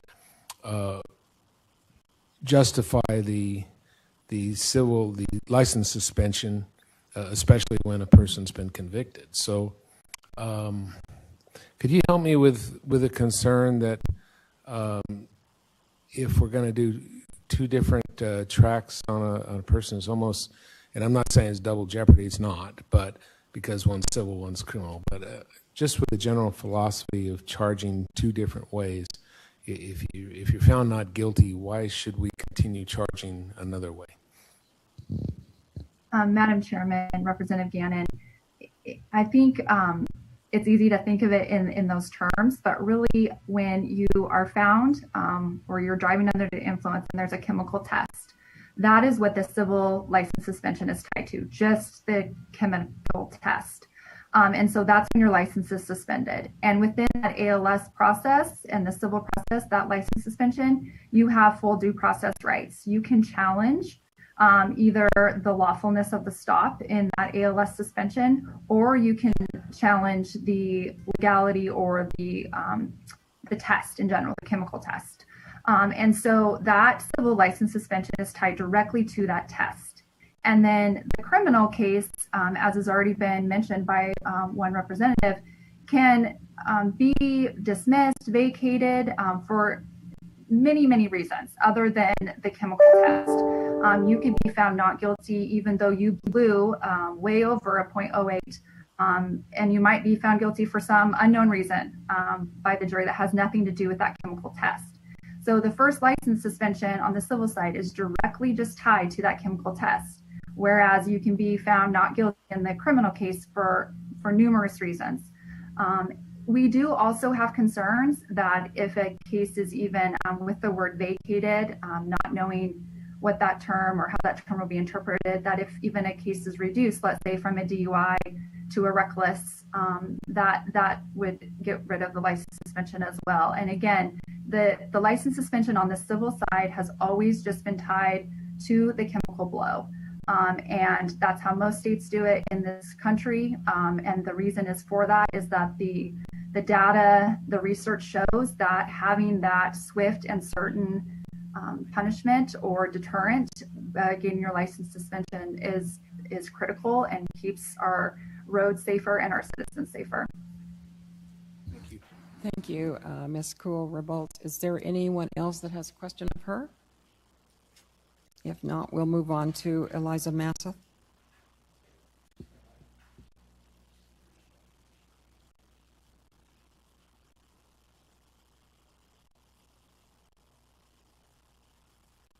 Chairman, I believe Ms. Massoff may have been caught up in court. I communicated with her in the same order. Oh, she's here. I apologize. I'm here. Go ahead, Ms. Mathoff. Thank you. Thank you, Madam Chair. Members of the committee, my name is Elisa Massoff. My address is 22 South 9th Street in Payette, Idaho. I'm an attorney in private practice and I practice criminal defense. I'm here to testify in favor of House Bill 148 as a good practice and a very narrow measure to change this legislation so that in the circumstance when someone is not guilty, even though they will have likely suffered the ALS suspension for several months before there is a finding of not guilty, even many times more than several months, there will be ultimately relief from the driver's license suspension implications and requirements. The reason that Ada County Highway District is supporting this with the employee problem that they had is the exact reason that this legislation is so important. It will not, I disagree that it will impact traffic safety and roadways because we do still have the ALS suspension that takes place very swiftly after someone fails that chemical test. So I ask that the committee support this legislation and send it to the floor with a due pass. I'd be happy to answer any questions. Thank you. Questions of the committee? Seeing none, thank you very much. We next have Monica McKinley. Welcome. Thank you, Mr. Chairman and members of the committee. My name is Monica McKinley, District 20. Representatives, drinking kills people. If you have gotten in a car and you have been drinking and you blow, or if you are driving impaired enough that you are pulled over and you blow enough, I don't know enough about drinking because I don't drink, but if you blow in the test and you don't pass it, that means you could kill somebody. There's a difference between being acquitted, meaning you were found not guilty, and being dismissed.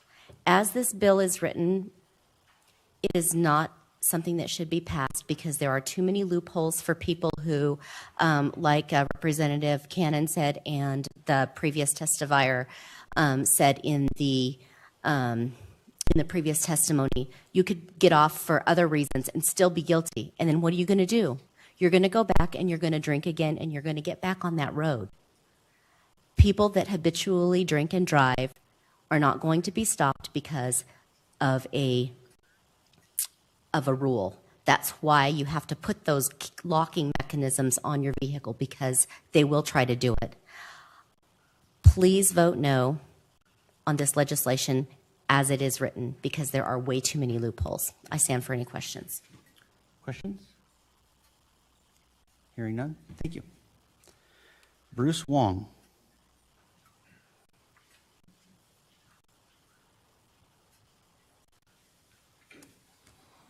Good afternoon, representatives. My name is Bruce Wong, and I am the director of the Ada County Highway District. I want to say that as a retired Air Force senior officer, I truly understand the challenges that you have when you raise your hand and say, I do. So thank you for your service. Yes, I initiated this bill because at the end of the day, what I found was something that was just not right here in Idaho. And I can't believe that we have things that just don't go right in Idaho.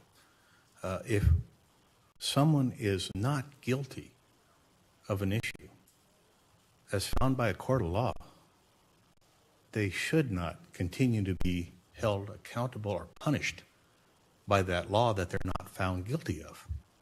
And I'll take this a little further. I deal with this almost on a daily basis. I'm charged with the safety of the Ada County Highway System roads. And we take that charge very, very seriously. But that being said, I have personal knowledge of team members of mine who have been falsely accused, gone to court, had the case dismissed, still held their license was still removed, so they lost their job at the Ada County Highway District because they also lost their commercial driver's license. They're tied together. How do I explain to that family that I'm sorry during these very challenging times that you can no longer work for an organization that you have worked for a long time because currently, the transportation system at ITD, they do a great job, they don't have the authority to make that determination.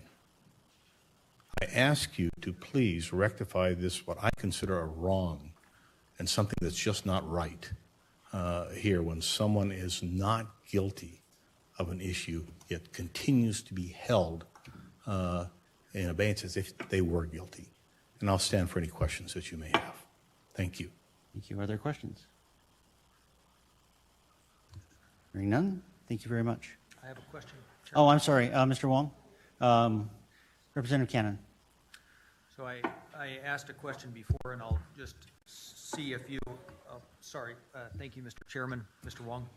I asked a question before, and I'd be interested to hear your response to that, and that is that I do feel like there's a difference between an acquittal and a situation where somebody's case is dismissed on a technicality. I'd be more comfortable with this proposed legislation if it didn't extend to dismissals on technicalities, but I thought I'd ask you, why do you have this proposed legislation covering situations where somebody is not acquitted but maybe isn't convicted due to some technicality? Sir, I look at it this way. I'm sorry, Mr. Chairman, Representative, I look at it this way. We are a country of laws. There are standards. People face their accusers in court. And if that court decides that this is the result, that's the result, then those standards should be held across the board. That's my response to that. I hope that answers your question, sir. Thank you. All right, now there are no further questions. Thank you very much. Margie Baker.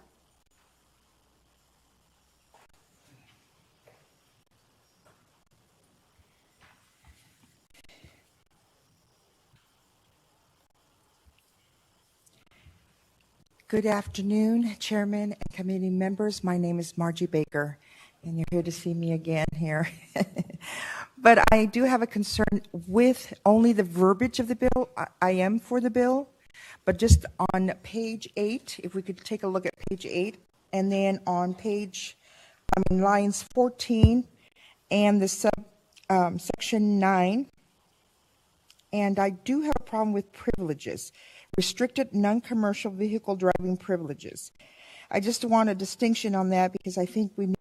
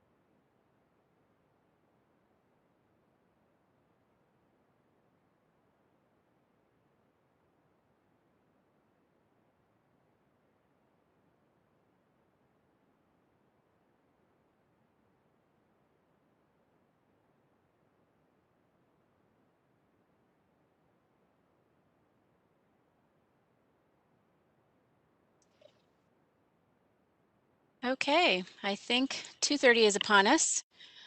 So we'll go ahead and get started. Thank you for joining us for this media briefing about COVID-19 vaccine in Idaho. My name is Nikki Forbing-Orr, and I'm going to be moderating the briefing today. We do have interpreter Stubbs providing American Sign Language interpretation today. So if you'd like to lock his screen in place, you can do that by finding his screen and then hovering over the three little dots in the right of his video window and clicking Lock Participant in Place. For the briefing today, we'll be hearing from Health and Welfare Director Dave Jeppesen and Public Health Administrator Elke Shaw-Tulloch before we open it up for vaccine-related questions from our media participants. Our state epidemiologist, Dr. Christine Hahn, and Idaho Immunization Program Manager Sarah Leeds also will participate in the briefing. We will not be taking questions from the public at this time, and please note that everyone should be muted unless they are speaking. With that, I will turn it over to Director Jeppesen. Thank you, Nikki. Just want to confirm you can hear me okay? Yes, we can hear you fine. Great. Well, welcome to our weekly press briefing on vaccinations. As of today, or as of actually yesterday, I should say, as of yesterday, Idaho has administered 93.9% of the doses that have been received in the state. That's the 5th best state in the country. I want to pause and thank Sarah Leeds and the Immunization Program team for their incredible effort and leadership. And I also want to thank the public health districts and the enrolled COVID-19 vaccine providers for their dedicated efforts to get first doses in arms within 7 days. As you can see, we've made great progress. Last week, very few doses were delivered across the country due to weather delays. Those delayed deliveries will still be sent to Idaho and will arrive sometime this week. Some of them have already arrived. In addition, that'll be in addition to our doses that are scheduled to arrive this week normally.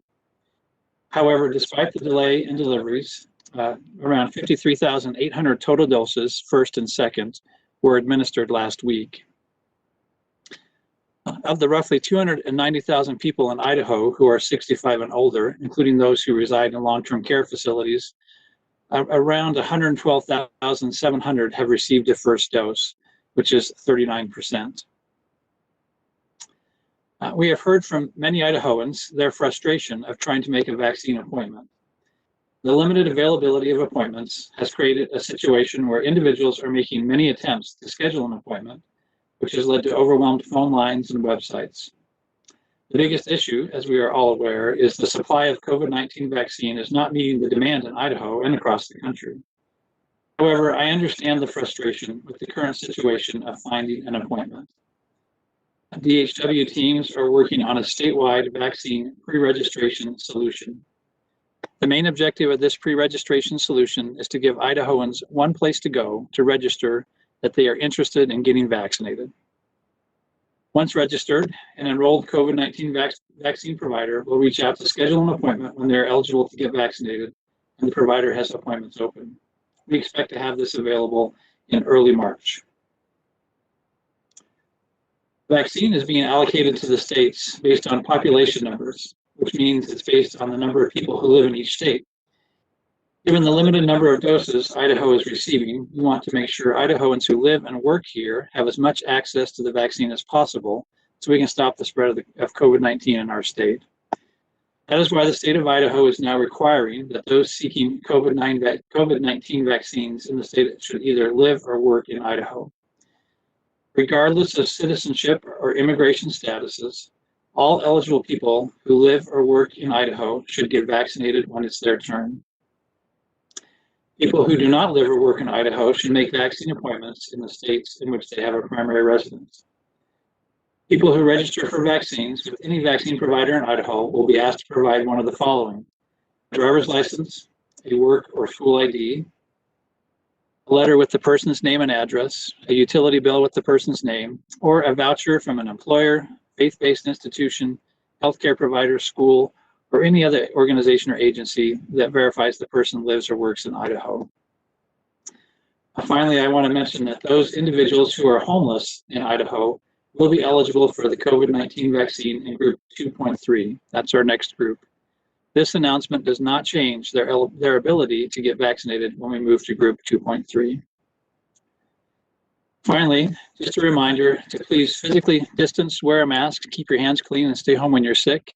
As you know, we have new variants that have entered the state, and while we're vaccinating as quickly as we can, we want to slow the spread of, especially of those new variants. And with that, I'm going to hand it over to Elke. Great. Thank you very much, Director. I have a few things that I want to cover with you today, as we do every week. And so I'm going to give you some updates on some information from last time and some new information.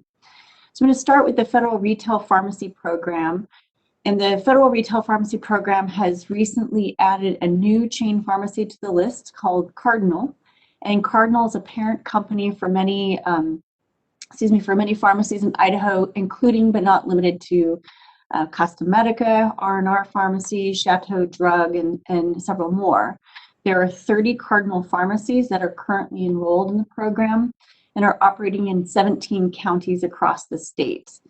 One of the stores out of those 30 is currently receiving doses this week alongside Walmart and Albertsons. So this brings the total number of stores in the state to 42 statewide participating in the retail pharmacy program. And we know that there will be additional stores operating or being added to this as we move forward. So in addition to the new pharmacy that's been added, it also brings us additional doses.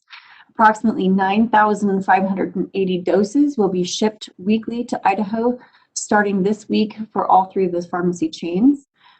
Just as a reminder, the doses that are administered are being tracked on Idaho's COVID-19 Vaccine Administration Transparency Data Dashboard. You can see that the site currently shows that about 75% of the doses that this federal retail pharmacy program has received have been administered. So finally, with the addition of this retail pharmacy program, we are now receiving just a little over 40,000 doses into the state each week. So those are about 31,000 to close to 200 state first doses and 9,580 first retail pharmacy doses. So it's very exciting that we're now upwards of getting close to 41,000 doses a week. Last week, as I mentioned, regarding race and ethnicity, we do have the capability to accept or add race and ethnicity into IRIS, it's our immunization registry. This is not a mandatory field for the patients to report, but it is mandatory that the healthcare providers that do collect the information from patients report that into IRIS. That said, we do have many records for which race and ethnicity is unknown because it's not provided by that patient, and thus from the provider to our IRIS. So we're currently reviewing that data that we do have in our system to determine the best way to make that publicly available, given those limitations. And so while we hope to have this posted this week, we are going to make it available as soon as possible. So please stay tuned for that. Just a quick update on the new Janssen vaccine. As I've talked about last week, this new vaccine created by Johnson & Johnson, their brand is Janssen. As you all know from last week and have seen, of course, all across the news, is that the FDA's Vaccines and Related Biological Products Advisory Committee, or VRBPAC, is meeting on the 26th to review all of their safety and efficacy data. Just recently, the CDC's Advisory Committee on Immunization Practices, or ACIP, has made an announcement that they're hosting their emergency meeting on February 28th through March 1st, so that's this coming Sunday and Monday. And they will be reviewing the VRBPAC evaluation of the drug, the Janssen vaccine. So we are very excited that this will be coming very soon. And while we haven't made any recommendations at this time about how the vaccine will be used in the state, we do want to wait and learn what the reviews look like and what the recommendations are from both the FDA's VRBPAC as well as ACIP. And if it's approved, as we stated last week, we could expect it to be arriving in the state as early as the end of next week. And also, as I talked about last week, and I just saw it recently pop up in news feeds, there's going to be millions of doses that are going to be made available nationwide. And it's anticipated that approximately 4 million doses may be available to ship across the states by the end of the week. It's exciting that we have more vaccine coming. And the last thing I want to touch base on is the results of our COVID-19 Vaccine Advisory Committee. As a reminder, our COVID-19 Vaccine Advisory Committee, or CVAC, provides recommendations to the department and to the governor on prioritization of populations to vaccinate when vaccine supply is limited. So on Friday, on our meeting on the 19th, CVAC met and confirmed 3 affirmative votes and 10 negative votes on clarifications for population groups to be prioritized in Group 2 and made those recommendations to the governor. And yesterday, the governor approved the CVAC recommendations. So as a reminder, Group 2 includes people aged 65 and older, frontline essential workers, and homeless shelter residents, as the director mentioned. The list of population groups that are currently being served can be found on the coronavirus.idaho.gov site. The 3 affirmative votes that were included are flight crews to be included in Group 2.3, that certain Social Security Administration staff who are unable to telework and are serving vulnerable populations be included in Group 2.1, and that janitorial and cleaning staff in the will be vaccinated in the sector in which they work. So for example, if they are a hospital janitorial and cleaning staff, they would be vaccinated during that group. The negative votes that CVAC went through and the governor approved included faculty and staff who provide face-to-face services at post-secondary settings, public library work that they would be included in Group 2.1, public library workers will not be included in Group 2.1, instructors for CPR, AED, and basic life support will not be included in Group 2.1, Red Cross Emergency Operations Centers workers will not be included in Group 2.1. And then for Group 2.3, the following will not be included that were voted on: the Bureau of Reclamation dam workers, on-site apartment staff, Airbnb hosts, hotel workers, media covering the legislative session in person or other frontline reporters, and as well as plumbers. So that does not mean that these are not going to be considered at all. They will be considered in future groups, but those were specific requests that came to CVAC to be prioritized in certain areas, and the group voted either in the affirmative with those first 3 or the negative in the ones that I just mentioned. In addition to those votes that CVAC took, they also began discussion on the next group for prioritization. And if following the ACEP phases, that includes people aged 16 to 64 with medical conditions that put them at increase for COVID-19 and the rest of the essential workers. So the committee began deliberating on many preliminary ideas about how this group could be prioritized, ranging from strictly following that ACEP grouping, so that would make the people with high-risk medical conditions and essential workers all an equal prioritization. They also looked at prioritizing people with medical conditions above essential workers. They looked at creating an age stratification to people with medical conditions, and even started looking at an age stratification only. No decisions were made during this meeting about Group 2 or about Group 3. They took a preliminary vote just to kind of get a sense of where the committee was leaning with regard to following ACEP strictly or looking at age stratifications, etc. CVAC has a lot more work to do and more deliberations with regards to Group 2. To Group 3, as well as conversations that we need to take during these upcoming meetings. So CVAC has much more to consider, and we're very appreciative of the hard work that they're doing and the tough decisions that they're making.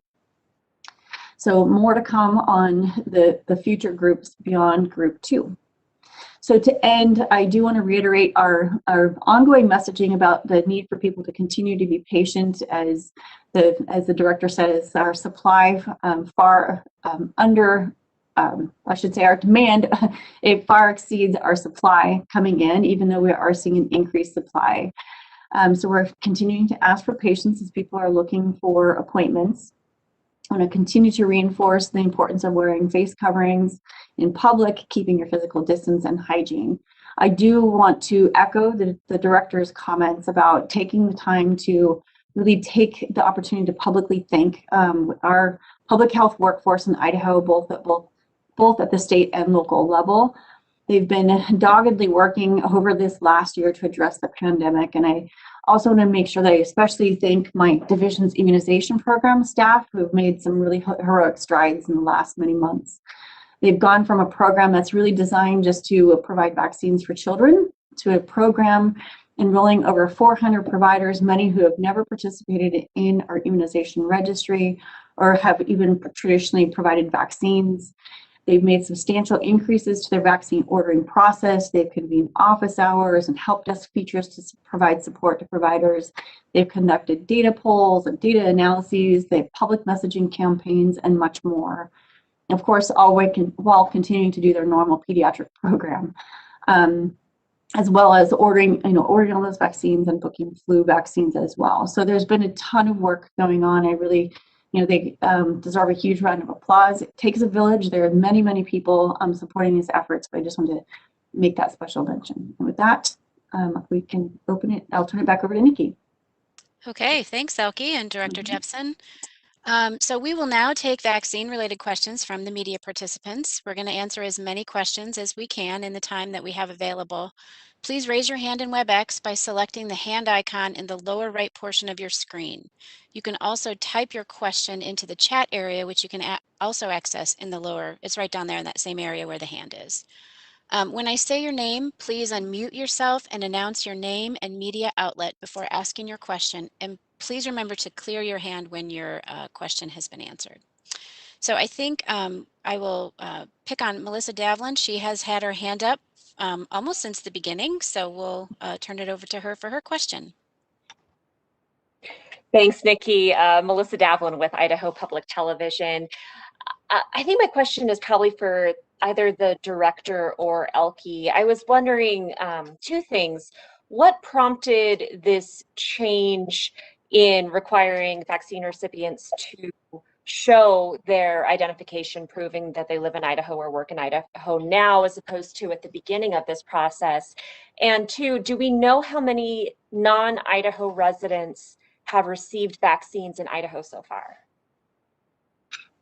I think, excuse me, thanks, Melissa, for the question. I'm going to turn that over to the director because I know that he was the one that made that first comment on it, and we can, of course, have other folks chime in too. And if I could find my mute button, I'll go ahead and respond to that.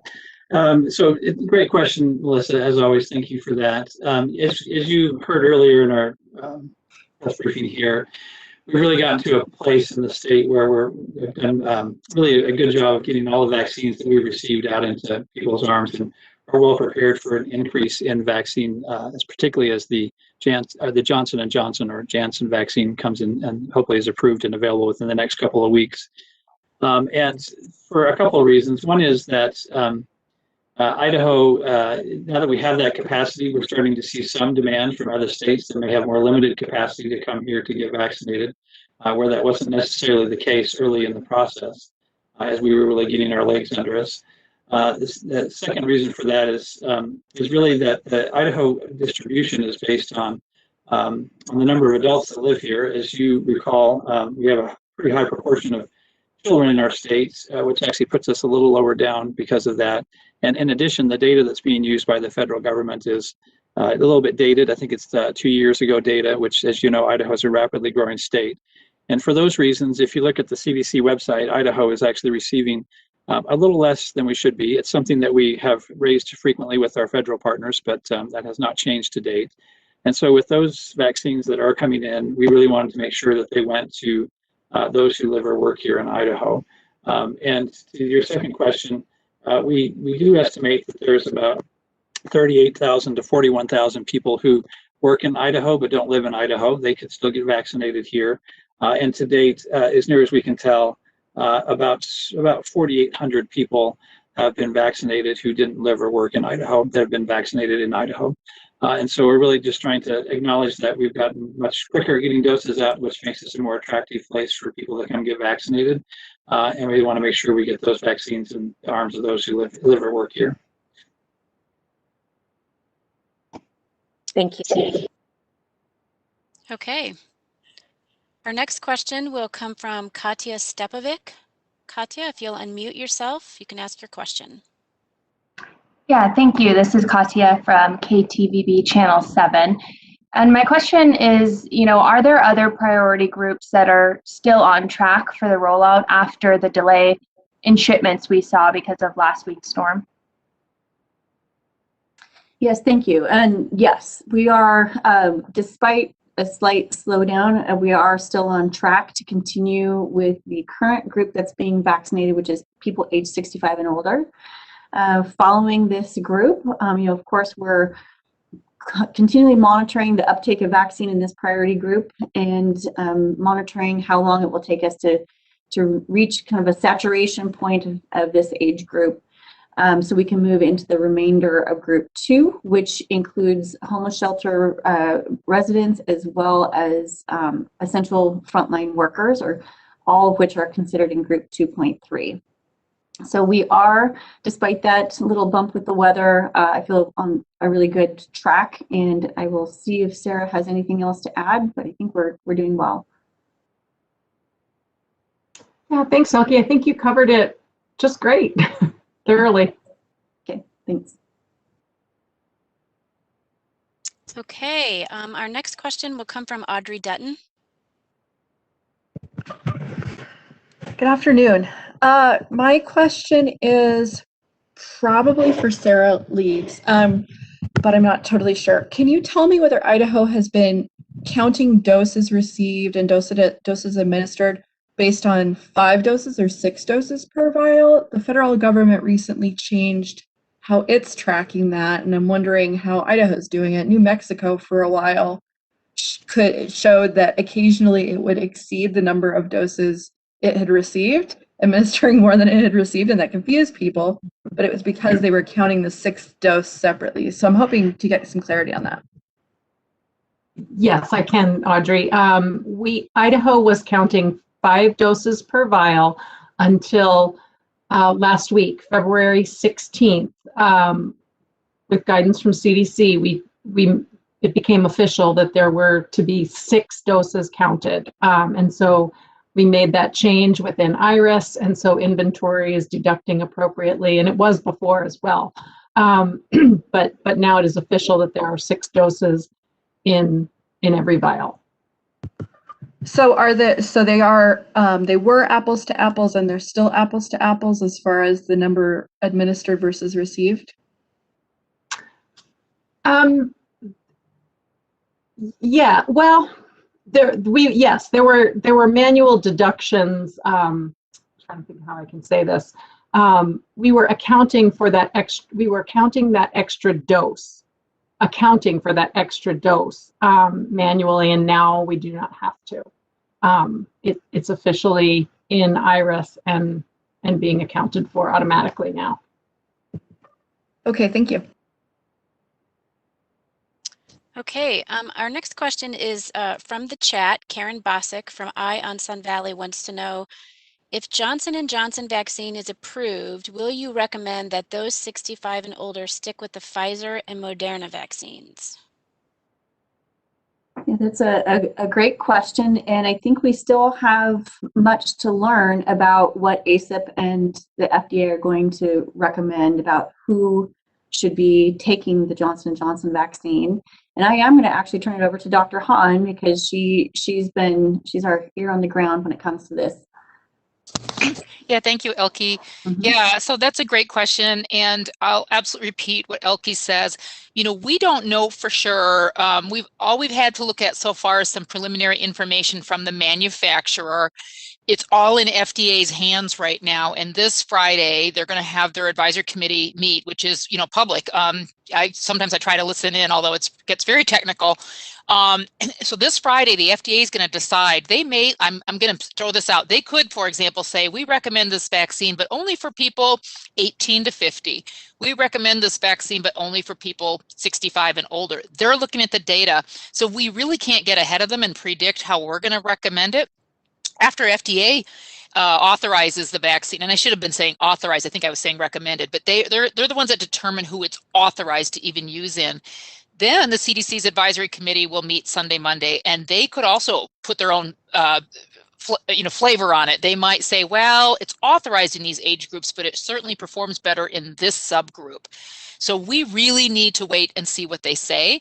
And we don't have access to all that data, so we have to let them do their thing. Now, that said, we realize we're going to have to be ready very quickly, because we might see vaccine as soon as next week if all this goes as planned. And so we are poised to react to how they make their authorizations and recommendations. And we will bring this to our advisory committee that Elke is the executive secretary of, and ask them if we need to kind of use that information to help put a spin on it for Idaho and how we want to use it best. Okay, our next question is going to come from Trevor Fay. Trevor, I can unmute you since I see you're sitting at the end of the table there, if that's all right. Okay, you're in. There you go. Thank you so much. Yeah, Trevor Fay with CBS 2 News. I was just wondering, with those groups that were deferred, like the plumbers and the on-site apartment staff, is there a set due date yet or a timetable for when they can expect to get the vaccine?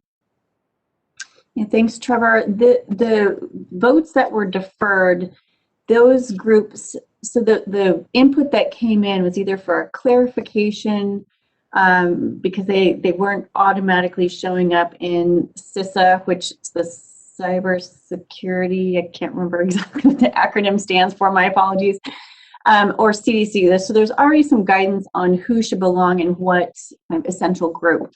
So these recommendations came in as we want to be looked at outside of those existing groups for some of them, or it just wasn't clear where they fell. So for those that did not receive a passing vote, if you will, for group 2, they'll be looked at in group 3. So plumbers, for example, are already in that essential workers, but not necessarily frontline. In that plumber example, they were asked to be looked at kind of ahead of their natural group, if you will, or where they're already defined. So it's kind of a mixed bag with all this. So some will be already fall into group 3 that we haven't prioritized yet, and some may be looked at even in the general public, depending upon it's so varied. It's hard to make a really specific answer for you, but they'll be looked at when that time comes. So there's no specific date yet. We just know that they're be likely in group 3 or beyond. Correct. Yes. Sorry. Thank you. For sure. Okay, our next question will come from Kyle Fonensteel. Hi, this is Kyle Fonensteel with the Post Register. I wanted to ask about vaccines for children. I'm wondering when the state is expecting that vaccines will be available to children age 16 and younger, and how this factors into any timelines for returning to, quote unquote, a new normal. Good, thanks, Kyle. And just to make sure it's clear for people listening, you're specifically talking about a COVID vaccine for children, not our normal vaccine for children's program. So I'm going to turn it either over to Dr. Hahn or Sarah. I'm happy to take that, and Sarah, certainly chime in if you've heard anything more recent. I think we both are trying very hard to stay up on these things through our different channels. So there are trials going on right now. I think the question was for 16 and above, right? Not the younger kids. Was that, did I hear that right? 16 and younger. 16 and younger. Sorry, I heard 16 and that stuck in my head. Yeah, so there are trials are well underway for 16 and 17-year-olds. Of course, they can already get the Pfizer vaccine, 16 and 17-year-olds, although generally it is not recommended for them yet, but it's authorized for 16 and 17-year-olds. So for example, a 17-year-old that works at a long-term care facility or a 17-year-old that works in a hospital setting could currently get the vaccine, but it would have to be the Pfizer. For younger kids, those trials are ongoing. Many of them are still enrolling. And the tricky thing with knowing when they will be completed is most of these trials are designed so that they have to keep going until they collect a certain number of cases among vaccinated or the placebo group. They count until they get like 100 cases or 200 cases, and then they stop. So let's say we had another surge, which we don't want to see, but that would actually make the trials go faster because they would quickly be able to determine if that vaccine was working. If cases keep disappearing, there's a paradoxical effect where it makes makes it harder to do these studies because nobody's getting COVID, whether they're in the vaccine group or the placebo group. So it's kind of a challenging thing to try to predict. Everything I've heard mostly, though, has been that hopefully there will be vaccine approved for younger children by the end of the summer or fall. But I think that because of some of the reasons I was just talking about, it's very uncertain right now. Okay. I have a question in the chat from Elaine Williams, who I believe is from the Lewiston Tribune. Her question is, what is the estimate of the number of doses that were delayed in arriving in Idaho because of the weather? That will be a question for Sarah Leeds. Well, I can tell you all of our doses were delayed last week. So no vaccine was shipped, I think, until Friday of last week. And normally they ship much, much earlier, in like Sunday, Monday, Tuesday. And so vaccine began to ship on Friday. We do know that some doses arrived in eastern Idaho on Saturday. And so we know that all the Pfizer doses, the shipments were supposed to be completed and in Idaho by Monday, so yesterday. And then Moderna shipments were also resumed and will be completed no later than Wednesday, tomorrow. And then, of course, we have this week's allocation being shipped as well. So many doses arriving in Idaho this week. All right, thank you. It looks like Katya Stepovic has her hand up for the next question.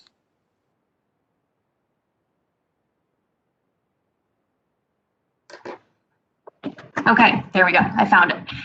What do we know about people traveling to other counties in Idaho to get vaccinated? We talked a little bit about this last week, but how are you guys tracking this and what is the impact? And also, what advice would you give to people feeling like this is really their only option? Yeah, and thank you, Katya. We did talk about this last week, and I think bottom line, I think we said this last time, we want to make sure that everyone who wants to get a vaccine in Idaho gets a vaccine. We are allocating to the public health districts based upon their kind of pro rata district, or their pro rata percent of the populations being served. So that would mean, of course, that for each health district, they have a certain amount of vaccine for the people who live and work in their counties, or live in their counties. So, excuse me. But I would say that, all of the health districts are also very well connected to one another. So as, let's say, if someone is traveling from one county to the next, I think they are doing a really good job of keeping in contact and knowing when when some of that travel occurs, or they might see a higher uptake in one county over another, and then they're helping to support each other. And sometimes we have seen some of the health districts even, sharing some of their vaccine inventory. So of course we want people to get their vaccine where it's allocated to the county in which it's allocated for them. But we do know that does happen sometimes. But I think that communication piece is the most important part in making sure that they're really staying connected and aware of how much that occurs. And I haven't heard of any huge issue with that. But I'm also happy to have Sarah step in and see if she's heard of anything different. Yeah, I have not heard of that being a huge problem. We do know that we've had some reports of folks from different counties driving to other counties within health districts, which is really how we allocate the vaccine. We allocate it to health districts based on the population that we're currently working with in those prioritized groups. So, that they are getting it in the region where it's allocated. So, I don't know, other than that, how much of a big problem it is, whether folks are going from one health district to another. Sure. Nikki, I just have a side question to that, if I can, so you don't have to loop back to me. Sure, go ahead. Thank you. And on that same note, we keep seeing the increased demand and not enough supply, but are there any regions or health districts that we're seeing less interest in vaccine from?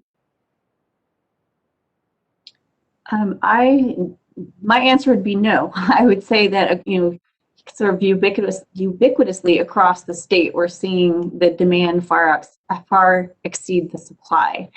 But we're, of course, being very cautious and making sure that we're keeping track of all of that. I have not heard a single health district say it's really slowing down here. Like, across the board, we're just seeing nothing but we need more supply, more supply, more supply. Thank you. Mm-hmm. Okay, our next question will come from Ricardo Coronado. Hi, yes, Ricardo Coronado with KVI Channel 6. My question is in regards to the race and ethnicity data. Can you tell us, does that mean that medical vaccine providers are already collecting that data if that's if patients want to provide that information? And second, how would the department use this data? What would be like the ultimate goal once it's published and we know more about that race and ethnicity with vaccines? Yeah, thanks. It's a great question. So, I mentioned this in my opening remarks that yes, we do have the ability to collect it into our immunization registry. Patients are not required to report that if they do not feel that they want to report that. There's nothing that's compelling them to do that. However, providers that are enrolled in the program do have an obligation to report that data into our immunization registry. So you captured that correctly. So once we get that data available and really understand, we can then use that at the state level to really look at where we see maybe gaps in service for people of racial and ethnic minorities, and where we need to put a special emphasis, because we want to make sure that we're really considering both the speed with the delivery of the vaccine, to get the vaccine out as quickly as possible, but also make sure that we're getting it out as equitably as possible. So we will address where we see those gaps as the data comes in. We have the opportunity to look at it, compare to what we know about where people live, and the data we have on location of certain population groups. So that will help us narrow that down. Thank you. Mm-hmm. Okay, we have a couple of questions in the chat. I'm not seeing any more raised hand. Oh, I see. Let's go with Kyle Fondensteel for the next question. He still has his hand up. I wanted to ask about the requiring some proof of residency or work. Are the state guidelines on specific forms of paperwork to certify you live or work in Idaho, are providers required to abide by a certain set of documents, or are these kind of recommendations? Would the director take that? Thanks, Kyle. The goal is to have some way to establish that they live or work in Idaho. We've listed in our press release 4 of those, and I won't repeat those. I had them in my opening comments. But they're meant to be pretty broad. They really say just some reasonable reason to believe that this person lives or works in Idaho. So again, we're not trying to create a barrier for those that live and work in Idaho, but we are trying to set an expectation that if you don't live in Idaho, you should get vaccinated in your home state. So, that's not a definitive list. It's really a guideline that says, here's some examples of that. And there really is some discretion on the part of the providers for what they can look for to establish that the person lives or works here. Okay, our next question will come from Nicole Camarda. Hi, this is Nicole Camarda with Idaho News 6. My question's for the director. You spoke a little bit in the beginning about this new pre-registration system for vaccine appointments that could be available in early March. Can you speak a little bit more about what that entails and how that could help people? Yes, I'd be happy to respond to that. It's a great question. I think the frustration that we see is that for many individuals to get an appointment, given that we have so much more demand than supply at this point, is that requires them to go back to a website multiple times or to make multiple phone calls, not knowing if an appointment's even available, which can be very frustrating and very time consuming. And we recognize that. And so this tool is really meant to alleviate that problem. And so briefly what it would do is it'd be a place statewide that somebody could go, and I'll use myself as an example and say, my name is Dave Jeppesen, and here's my information about how old I am and whether I have an underlying health condition and where I work, what type of employment I do. Obviously voluntary, they can share what they want to share. That would then go on a registration list. So then let's say it's now we're at the point in the vaccination process where my age group is eligible or whatever the case might be.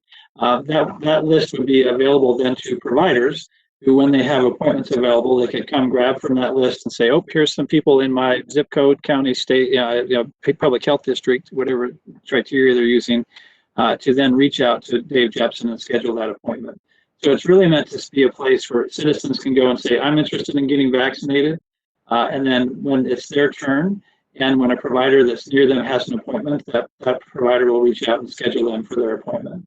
And it's really meant to alleviate the need to keep going back and back and back and back to the website or the phone line to see if an appointment is available. So just a follow up. So will people not have to go to their provider anymore directly to make the appointment? It'll just be through that registration system? Well, I would say that we are not preventing individuals from still reaching out to their provider, and if they want to continue to do that, they're certainly welcome to do that. So they could all register, and they could still check on their provider's website or call if they want to. So we're not prohibiting that or not trying to stop that. But what we are trying to do is provide a method that if they don't want to have to check every day, that they can know they're on a list, and that they can know when it's appointments available and it's their turn, that somebody will reach out to schedule. But yes, if they want to still reach out to their provider, and they're more than welcome to do that, and it's still totally in their ability to do so. Okay, last follow-up question to that. Do you see there being problems with double booking then with this system if people want to book through this new system but then also go through their provider? Do you see that as a problem? Well, certainly we want to avoid double booking, and we have asked and will continue to ask if you as an individual know that you have 2 appointments, to please only keep one, cancel one so you can free it up for other folks. But if we have to choose between people going to websites over and over, thousands, tens of thousands of people going to websites and phone lines over and over and over every day versus taking some risk on double booking, we'd rather take the double booking risk and make it easier for folks to schedule. And then we're just going to ask individuals that if you know you have 2 appointments, please cancel one so that can free up for other folks, and do that as soon as possible so that others that are aligned can get the ability to get vaccinated. Thank you. Okay, Katya has her hand up. Katya Stepovic from KTVB. Thank you, Nikki. So I'm curious, the last first confirmed case of the South African variant was announced last week, as we know, in a person from Southwest Idaho. And we've also reported that the UK and Californian variants have been found in wastewater here in the Boise area. So are there any updates on any more cases of those variants or people, and what's the latest on these variants? Yeah, thanks for the question. And while it's not vaccine specific related, I know that Dr. Hahn has been working with our Bureau of Laboratories to address this. So I'll turn it over to Dr. Hahn. Yeah, thank you for the question. We are actually, one thing I was hoping to mention, and thank you for giving me the opportunity, is that we are going to start posting this on our website, because we know this is just the beginning. We are going to see more variant cases, and we know there's good interest in tracking those. So we are going to be adding those. We just had conversations this week with the lab director, Dr. Ball, myself, and the folks that manage our web pages, and we are going to add this to our lab tab in that Tableau site that I think many of you are familiar with. So hopefully we'll have that up for you shortly. In the meanwhile, I did just hear that we did find another South African variant, which we have not had a chance to announce yet or post yet, but that will be posted. And I do not know any details about the individual yet, only that it's a different individual than the first one that we announced. And that's the only other variant of public health concern that I'm aware of.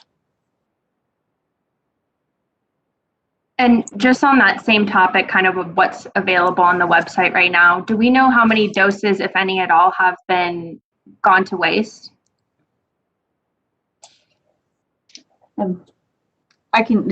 well, we can turn that over to Sarah, but the last time that I heard any information about that, we were under 30 doses, but I will ask Sarah if there's any update to that. There are, Elke. Yeah, so we have some additional guidance from CDC. And so providers have let us know that about 201 doses have been wasted or reported as wasted. I will also add that we do expect that number to go up because, as we've talked about before in this briefing, there is now a 6th dose in the Pfizer vial. And so sometimes that 6th dose cannot be drawn out with a syringe. And so when that happens, that 6th dose will need to be reported as wastage to account for that. And so we expect some of those numbers to go up, and that could be some of the reason. And then there are other reasons, of course, that that can be for, reasons for wastage. So, it was out of temperature range, and there were leftover doses in a vial that couldn't be used before, they were rendered, not effective to be used. So those are some of the reasons. Okay, thank you. And just wanted to clarify with Dr. Hahn, are you going to be sending out a press release about this second confirmed case of the South African variant, or? Yeah, that is a great question. Nikki's on the call, and usually at some point today, we would have a conversation and decide, hey, we've already announced the first one. Do we want to keep putting out press releases, or should we just start posting these on our site? So we'll probably have that conversation after this call. Thank you so much. Sure. Okay, I do have another question in the chat from Karen Bosick with Eye on Sun Valley. She wants to know how many states have restricted vaccines to those who live or work in those states. And then she says she assumes that this means those who might spend most of the year in Sun Valley but declare another state as primary residence will not be able to get a vaccine here. It's a great question. It's sort of a two-parter. So I can take the first stab at this.